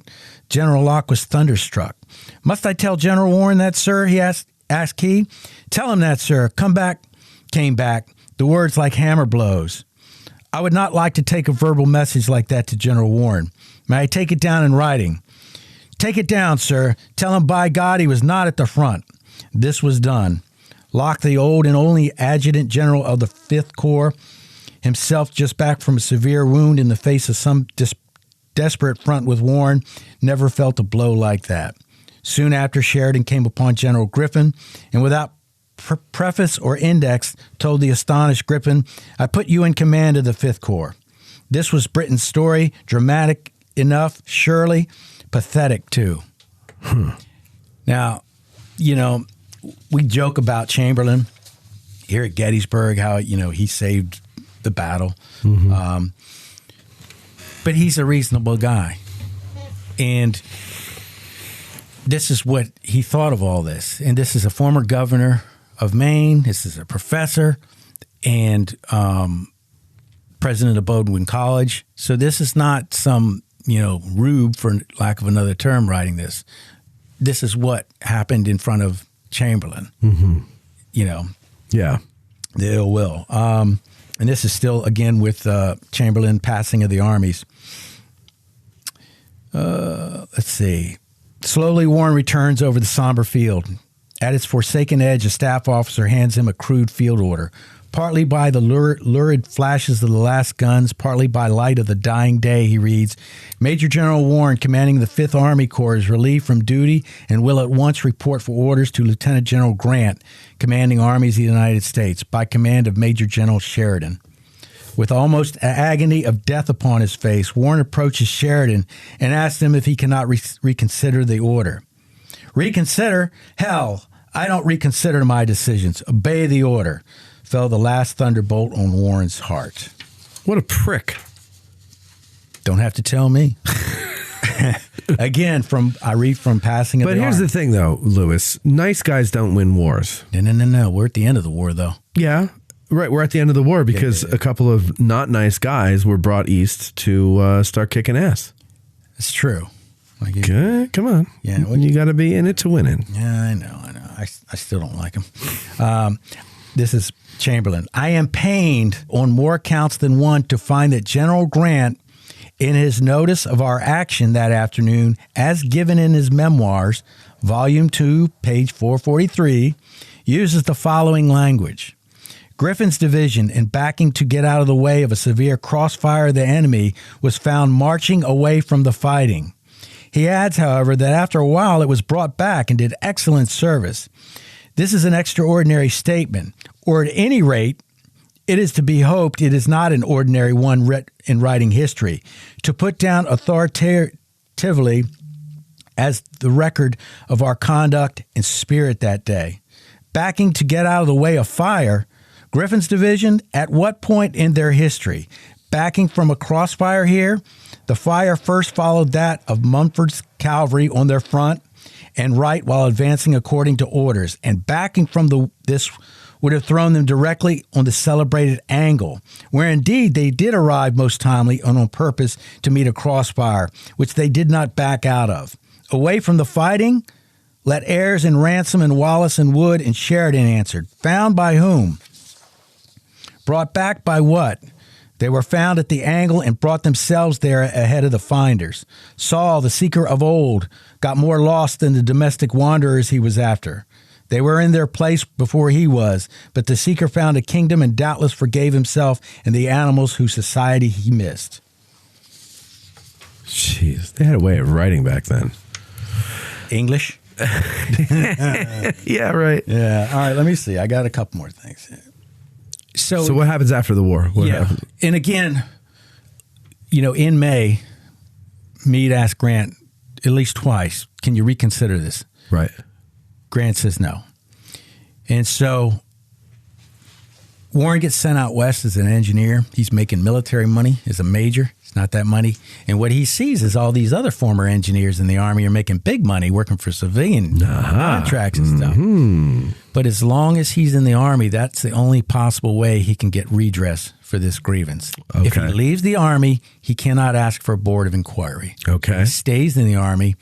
He probably liked it to a certain extent, but he stays in, I think, mainly he's trying to get this overturned because this is a stain on his record. Yeah. I think it's 1866. He writes a nice write-up about what happened there in the Army-Navy Journal. The Army-Navy Journal was a journal established in 1863, and it was for veterans of this war, both volunteer and regular Army people, and they'd write in their stories. It's sort of like the National Tribune, only it starts earlier, and it's sort of like that. That's the best way I explain it. But he writes them in 1866, and he has this pamphlet distributed. And the people who read all this that are associated with the Army of the Potomac, that know Warren, say, yeah, this is what happened. Yeah. 3 people. Well, there's probably more because you got staffs. Sheridan has a staff. Grant's got a staff. They're all together. And then Sherman later on comes into the picture because he's risen up in rank so far. He's in charge of all the armies. Yeah. He doesn't believe Warren's story. He sides with Sheridan. Of course. He wasn't there, though. Right. But he spends the rest of his life trying to get this redress, this issue redressed and fixed. Now, this is what pains me, and it does. It makes me angry. He fought. He starts at Big Bethel, and he fights all the way to the end. He's here at Gettysburg. Mm-hmm. He's fighting all these major battles or he's there at least, with the Army of the Potomac. And what happens after the war? They had this big parade.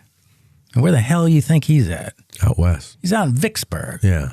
And he doesn't, the regular troops don't care about these parades. They hate these parades. Right. I can tell you from experience. Yeah. It was the dumbest thing. You got to practice hours on end for people to look at you. I'd rather be in the zoo. Oh, yeah, exactly. But the generals and stuff, they take pride in these parades. These are the troops that I boys. have, Yeah. And he doesn't get to take part in any of that. Huh. Poor Warren. I feel bad for He the guy. spent all that time. Yeah. And he doesn't get the reward. Yeah, I mean, look at that. Like, he's been in the military since he was 16. Yeah. He served the country well during the war. And then you get one prick who comes along and he's got some axe to grind, and he won't waver. He's stubborn, and he won't listen to your appeals for reason and all that other stuff. And then you're just that's it. It's like you never did anything good. Yeah. Yeah, you know what? Okay, all right. Sheridan can kiss my ass. It was an easy fix for Grant to do, and he doesn't do it. Right. And Grant, I like Grant, but this is this is where I say, this is a point in the I got some irrational column. problems. It literally pisses me off. Yeah. I mean, I get angry about it. Well, for something that happened 160 some odd years ago. Like I said, pisses me off. Therapy might help you with that.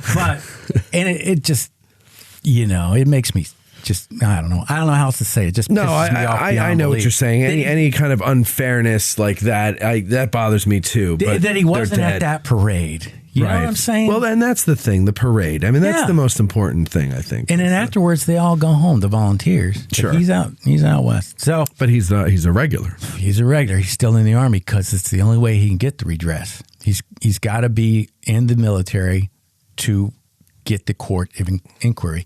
So he tries to do this, but nobody wants to do it. And what happens one day? Grant's elected president. You think he's going to get any redress then? Oh, no. He has to wait until Grant is no longer in office. Right. And then who's the next president? Rutherford B. Hayes? Is it Hayes or Garfield? No, Garfield beats Hancock. It is Hayes.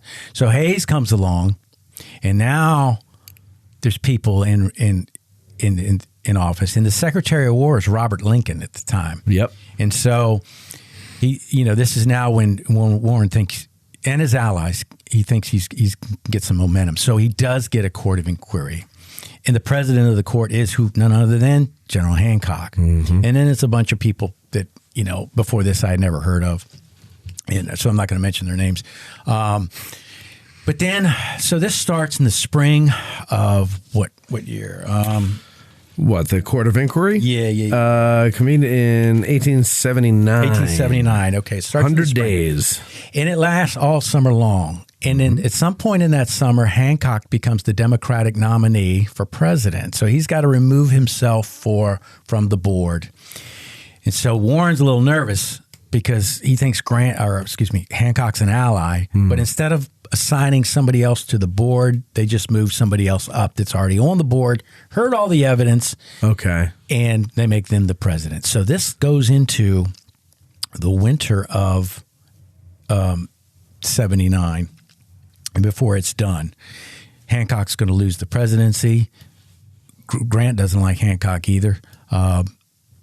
So they're finished, but they've got to come to a conclusion. And so, Warren's health isn't all that great. He's got diabetes. He's got other issues with various organs here and there. So he's not doing that well. And going to these various places that he's been working hard, and he's under this tremendous stress because this issue means the world to him. I neglected to say, go back to 1871. He comes here. He's a topographical officer in the Army and makes a map. Yeah. He also goes to Manassas, makes a map there. So he's doing this at different places. Sure. He does the one that's here that we're most familiar with. The Warren map, we call the Warren that. map, yeah. Because that's his job. And to shorten it up a little bit, he's going to die in August of 1882. He dies. Now, he knows the results of the board, that it's basically in his favor, but they haven't been published yet. Right. So the world doesn't know, but he knows. But he doesn't get to live to see to get that satisfaction of knowing the world knows. And so let me briefly read you something. These are his last words, supposedly to his wife, Emily. Okay. Again, this is August of 1882. He writes, "Convey me quietly to my grave without pageant or show. I die a disgraced soldier." Oh. He's buried in a plain black suit up in Rhode Island. Not even a uniform. No. Why? Because he feels like he's a disgraced soldier. Oh, poor Goov.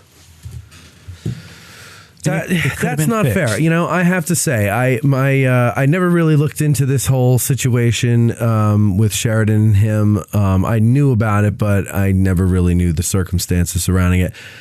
And I have to say that I feel bad for Warren. And I think, shame on you, Philip. Shame on you, Ulysses. Give me my traitor, Robert E. Lee.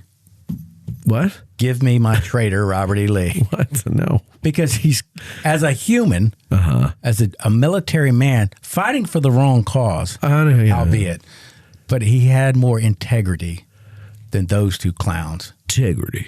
Yeah. Yeah. So integrity full. And he dies. It is published. And the ruling is sort of wishy-washy. It does say, he was wrongly removed from command, but it's not in plain English. Right. It leaves a little gray. And at some point, I don't have the quote. I don't think I have the quote, but Sherman's asked about it, and Sherman's in charge of the Army by this point. And he basically says, and I'm paraphrasing because I can't remember the quote, that, Sheridan was right. He should have been removed.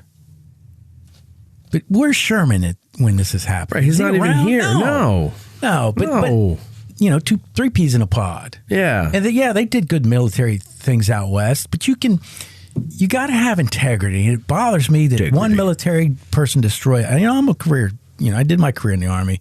That they just destroyed this guy. And he didn't ask for much at the end. No. He just wanted to say, we were wrong for removing you. That's all he's asking for. I wonder what that is. There's got to be something to that. But that's for another show, Lewis. We'll have to investigate that with some gumshoes who can look into these situations. I love that word. Oh, gumshoe. Richard Diamond here. All right, so we're going to... Who? You never heard of Richard Diamond? No. Oh, Dick Powell played him on the radio. He was a gumshoe. Sam Diamond from Clue, is that what that's based on? The Peter Falk character? No, I think it was on a Sam Diamond. One of those, like James Cain or, I don't know, Raymond Chandler or somebody. All right. Well, whatever. Richard Diamond. I don't know who you're talking about. That's okay. But anyway. You're a young fella. I am. We're going to take a break and come back with a couple of questions from our patrons over at patreon.com/addressing Gettysburg. That's how you get to submit questions and hear your name on the show. Becoming a patron over at patreon.com. Okay, we'll be right back. Our favorite bookstore in Gettysburg is For the Historian, located at 42 York Street. Isn't it, Eric? You're darn tootin', Matt. It's because they have the best selection of Civil War books in Gettysburg, both new and used, and online they have even more books to choose from. But Matthew, what if the Civil War is simply not my thing? Not a problem, my fine four-fendered friend. This is For the Historian, after all. They cover history from the ancient world to the 21st century with a strong selection of World War II and American Revolution books. It's astounding how they squeeze thousands of titles from Osprey, Savas Beatty, UNC Press, and more into their store. And it's also astounding how you and I both squeeze into our pants every day. Well, handsome, they have a warehouse too, and that's where they keep all those books that are available online at forthehistorian.com. And folks, if you go to forthehistorian.com now and order books until you're blue in the face, be sure you mention that you heard about them on Addressing Gettysburg in the Note to Seller box, and they will refund your shipping costs. What if I prefer to browse in the store and don't want to go online to get my book? Great question, Doodlebug. Just mention Addressing Gettysburg at checkout, and they'll take 20% off the retail price of your item. So go to forthehistorian.com, stop by 42 York Street, or call 717-685-5207. That's forthehistorian.com or 717-685-5207.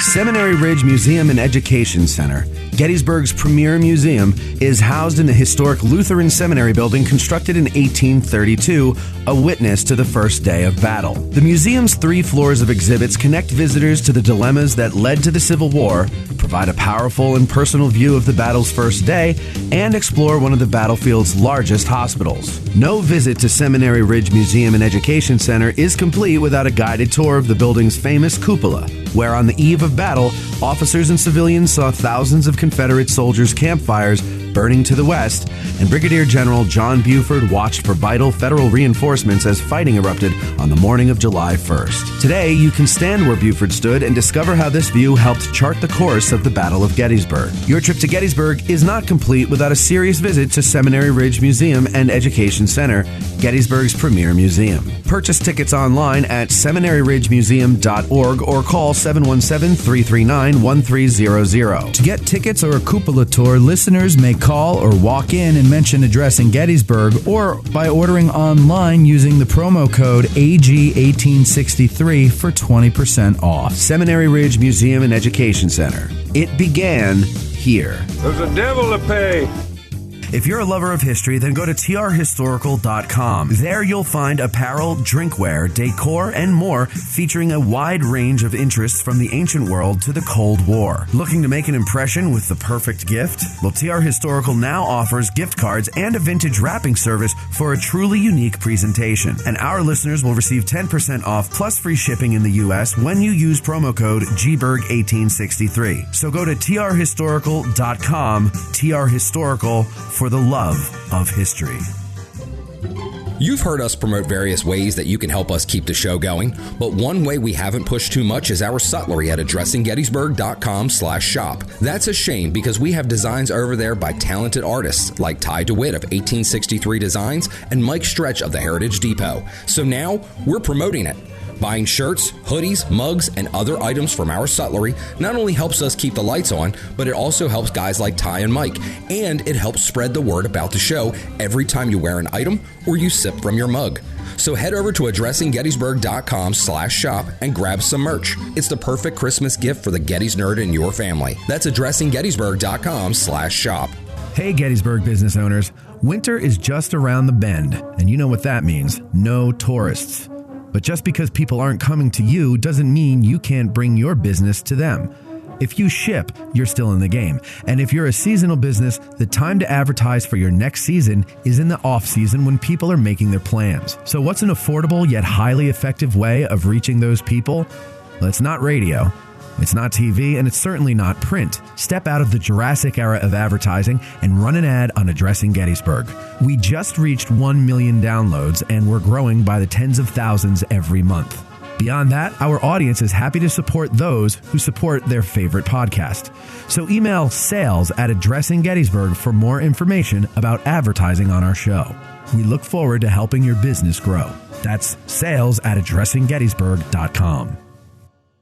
You're listening to the Addressing Gettysburg podcast with Matt Callery. And we are back with some questions here. Not a ton of them, but that's okay. Some people, some topics don't bring a lot of questions because maybe people don't know as much about them and stuff. And a biography of Warren, I'm surprised we have as many questions as we do. So let's get into him right now. Pete Vermillier, he says, I'm interested in Warren's actions at Gettysburg besides what he did on Little Round Top. Can you discuss his actions not on that hill? Also, can you tell us about his wounding? Where, when, how serious? Yeah. Yes, he can. All right, moving on.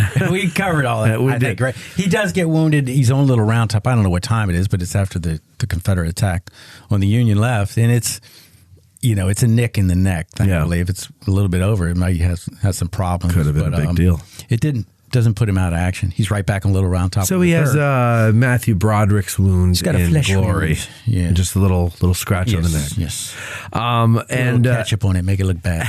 And as far as being other places, you talked about before, he was over by Culp's Hill, and and he was here on the night of the 1st, which I had never heard that before.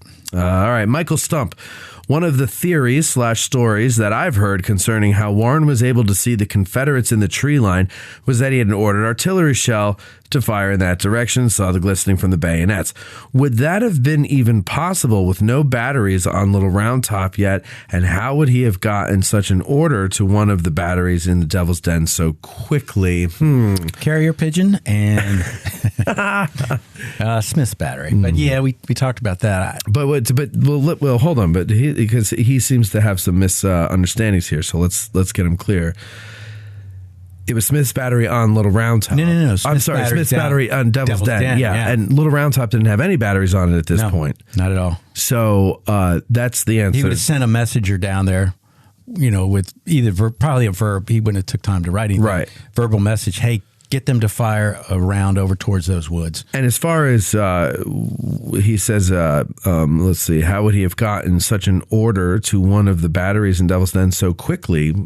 How quickly was it? We don't know how quickly it was, do we? His orderlies up there and their aides were on horseback. Right, so they can run down there pretty quick.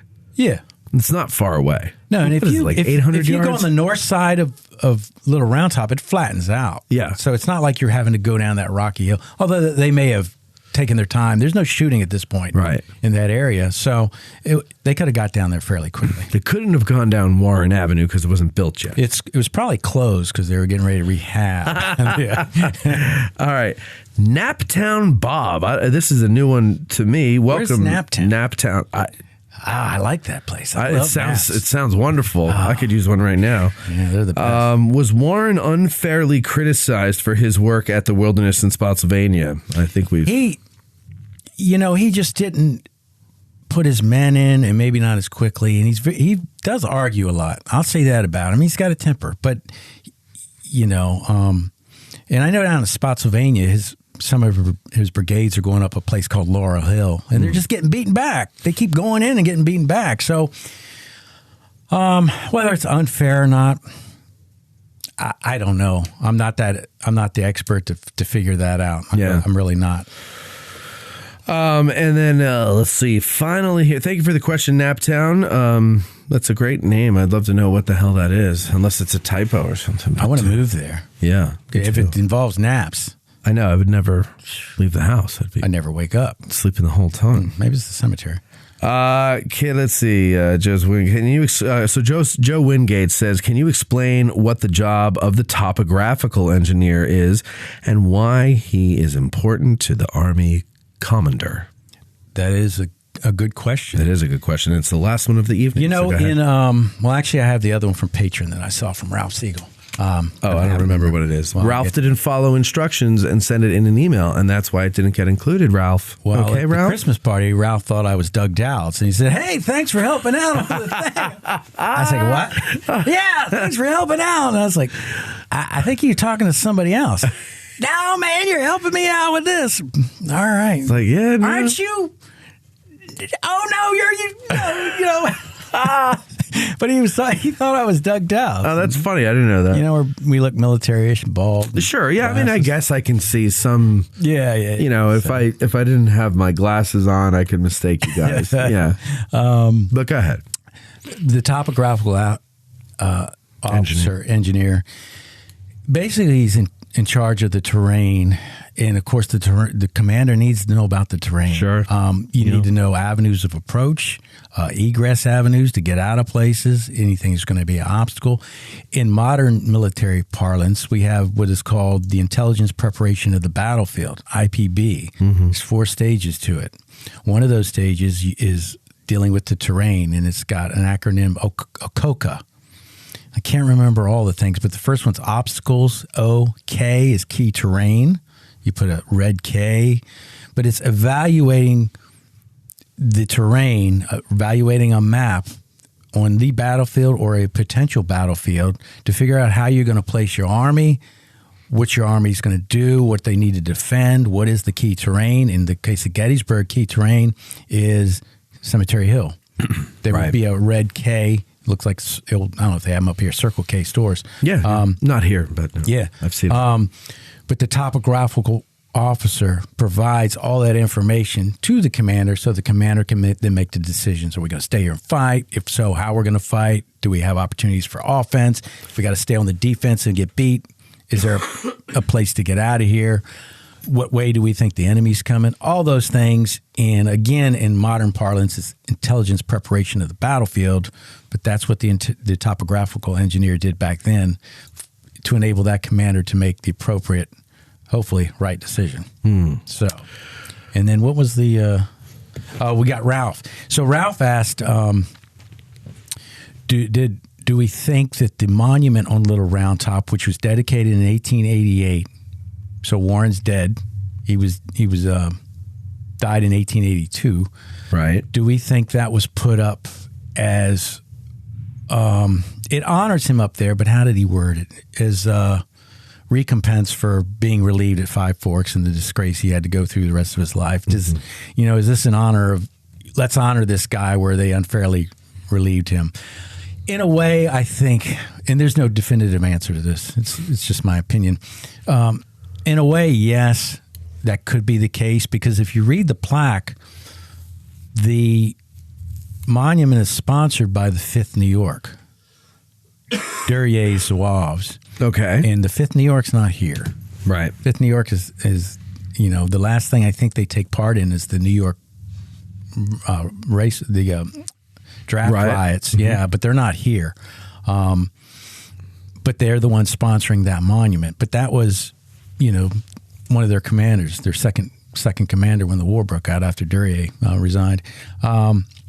So they wanted to honor him. But if you read the speeches, and you can find them in New York at Gettysburg, I think it's volume 3 that they're in, the speech is given by the participants when they're dedicating that monument. Some of them reference Five Forks and how he, this noble general was unfairly, unjustly treated there. And so they do reference it. But if you're going to have a monument for him, that's the place. And there's no other person I would put a monument up there, literally. Yeah. There's so many people doing their job and doing great work up there that day. But the reason it all starts is Warren. And so on the one hand, I can see, let's honor this guy. He was treated unjustly. But that monument makes sense. In a field that it sometimes, I think, has too many monuments, that monument makes sense. It does. And as a man who sees things before everybody else does, I appreciate that Warren gets a statue there, because oftentimes geniuses like ourselves are often told, "Oh, you didn't call it," and it's like, "No, actually, I did, and you told me I was wrong." And so it's nice to see someone with the eye getting a statue up there. And honestly, I think Vincent wouldn't have gone up there. No one would have gone up there if Warren hadn't gone up there. Yeah, he gets the ball rolling. I agree. And, is it the most important place on the field that they write about afterwards also? And they write in the dedication to the monument, too, some of the speeches saying, this is the key to everything. I don't believe that. I think the Confederates could get that hill, but they're not going to do much afterwards. That's a story for a different day. But the fact is, Meade felt like it needed to be defended, and he gets the people up there to defend it. Mm-hmm. And You mean Warren? Warren does, yeah. And when the 16th Michigan is breaking, he goes down and gets the 140th New York. And he's the one that sends them up there. And, that's the other thing I wanted to mention. I'm glad because I leave these things in my tours and I'm driving home. I'm like, I forgot to say that. But in these points I try to make. What does Chamberlain do after the war? What's his big thing? He's a governor. He's president of the college. And he's writing. What's he writing about and telling everybody? The war. What about the war? Himself. Saving Little Round Top. Yeah. Oh, right. Okay. He also writes this defense that I read from about Warren, but he's basking in this. Sure. Warren never basks in this. He's in the Army now. He's traveling, but if he hadn't been relieved, he probably gets out of the Army and goes and earns money because they needed money. He's not like his brother-in-law Roebling, who did the Brooklyn Bridge and made a ton. He never gets to enjoy the adulation of people about what happened at Little Round Top like somebody like Chamberlain does. And it just, again, I don't know how else to say it, just pisses me off beyond repair. I mean, he doesn't get to enjoy any of that. He doesn't get to enjoy he doesn't have a post-career. He dies as a soldier. Yeah. He doesn't get to enjoy any post-war stuff because he's just mentally and physically drained from what happened on one day from this idiot. Yep. It was unfair. And I don't know what else to say. I have to end it because I could go on and on. No, I know. I understand. It doesn't do anybody any good. I understand. It's like when Veronica blindsided me on that episode of AG Today, totally mischaracterizing the way I handled a situation 3 years ago. I've been not eating ever since then because the abuse that the listeners are throwing my way. But clearly, I'm based on half a story. I'm making a more coherent argument in favor of Warren. Right. Than Veronica made about, absolutely. Yeah. Because yours is based in reality and fact. Reality and facts. Yeah, hers is based on emotion and interpretation. No. Oh, my God. And delusion. Fantasy. Oh, my God. The plane. Okay. Well, anyway, we got to get going. Thanks for inviting me. I love always, these. Lewis. They're fun. I enjoy it. We have fun together. Thank you for doing this. Thank you, ladies and gentlemen, for submitting your questions. Our patrons, of course, over at patreon.com/Addressing Gettysburg. Don't forget to follow us, YouTube, Facebook, Instagram, all that stuff. Like, share, subscribe, especially share. Share. And like. And also comment. That helps us out. We have some things that we're working on in 2023 that'll come out in 2024 on YouTube. And so we really want you to get over there and start following us and participating over there with what we have now. But we are going to bring our YouTube channel into, what's the word I'm looking for? Into the YouTube world, I guess is what we're going to do. You're moving it forward. We're moving it forward. We're paying it forward. We're keeping up with the Joneses. You're not paying it forward. You're looking to be paid. We're looking to be paid to move forward. Yeah. And the Joneses can also, they can kiss my ass. All right. I'll talk to y'all later. Thank you very much. All right. Oh, man. Now I got to go do Pat and Matt's show. Need a Corps badge or other insignia for your uniform? Then check out the Badge Maker. Here's what some of his satisfied customers had to say. Miranda said, I ordered an identification disc from Joe and it's fantastic. He hand-stamped it exactly as I wanted. Greg said, my unit has purchased from him in the past quality badges and good service. And Jerry S. says, the Badge Maker is the go-to place for accurate replica Civil War badges. So go to CivilWarCorpsBadges.com and attach a message with your order saying you heard about him on Addressing Gettysburg. Our hearts so stout have got us fame, for soon 'tis known from whence we came. Wherever we go, they dread the name of Garryowen in glory. Instead of spa, we'll drink down ale and pay the reckoning on the nail. No man for debt shall go to jail from Garryowen in glory. Instead of spa, we'll drink down ale and pay the reckoning on the nail. No man for debt shall go to jail from Garryowen.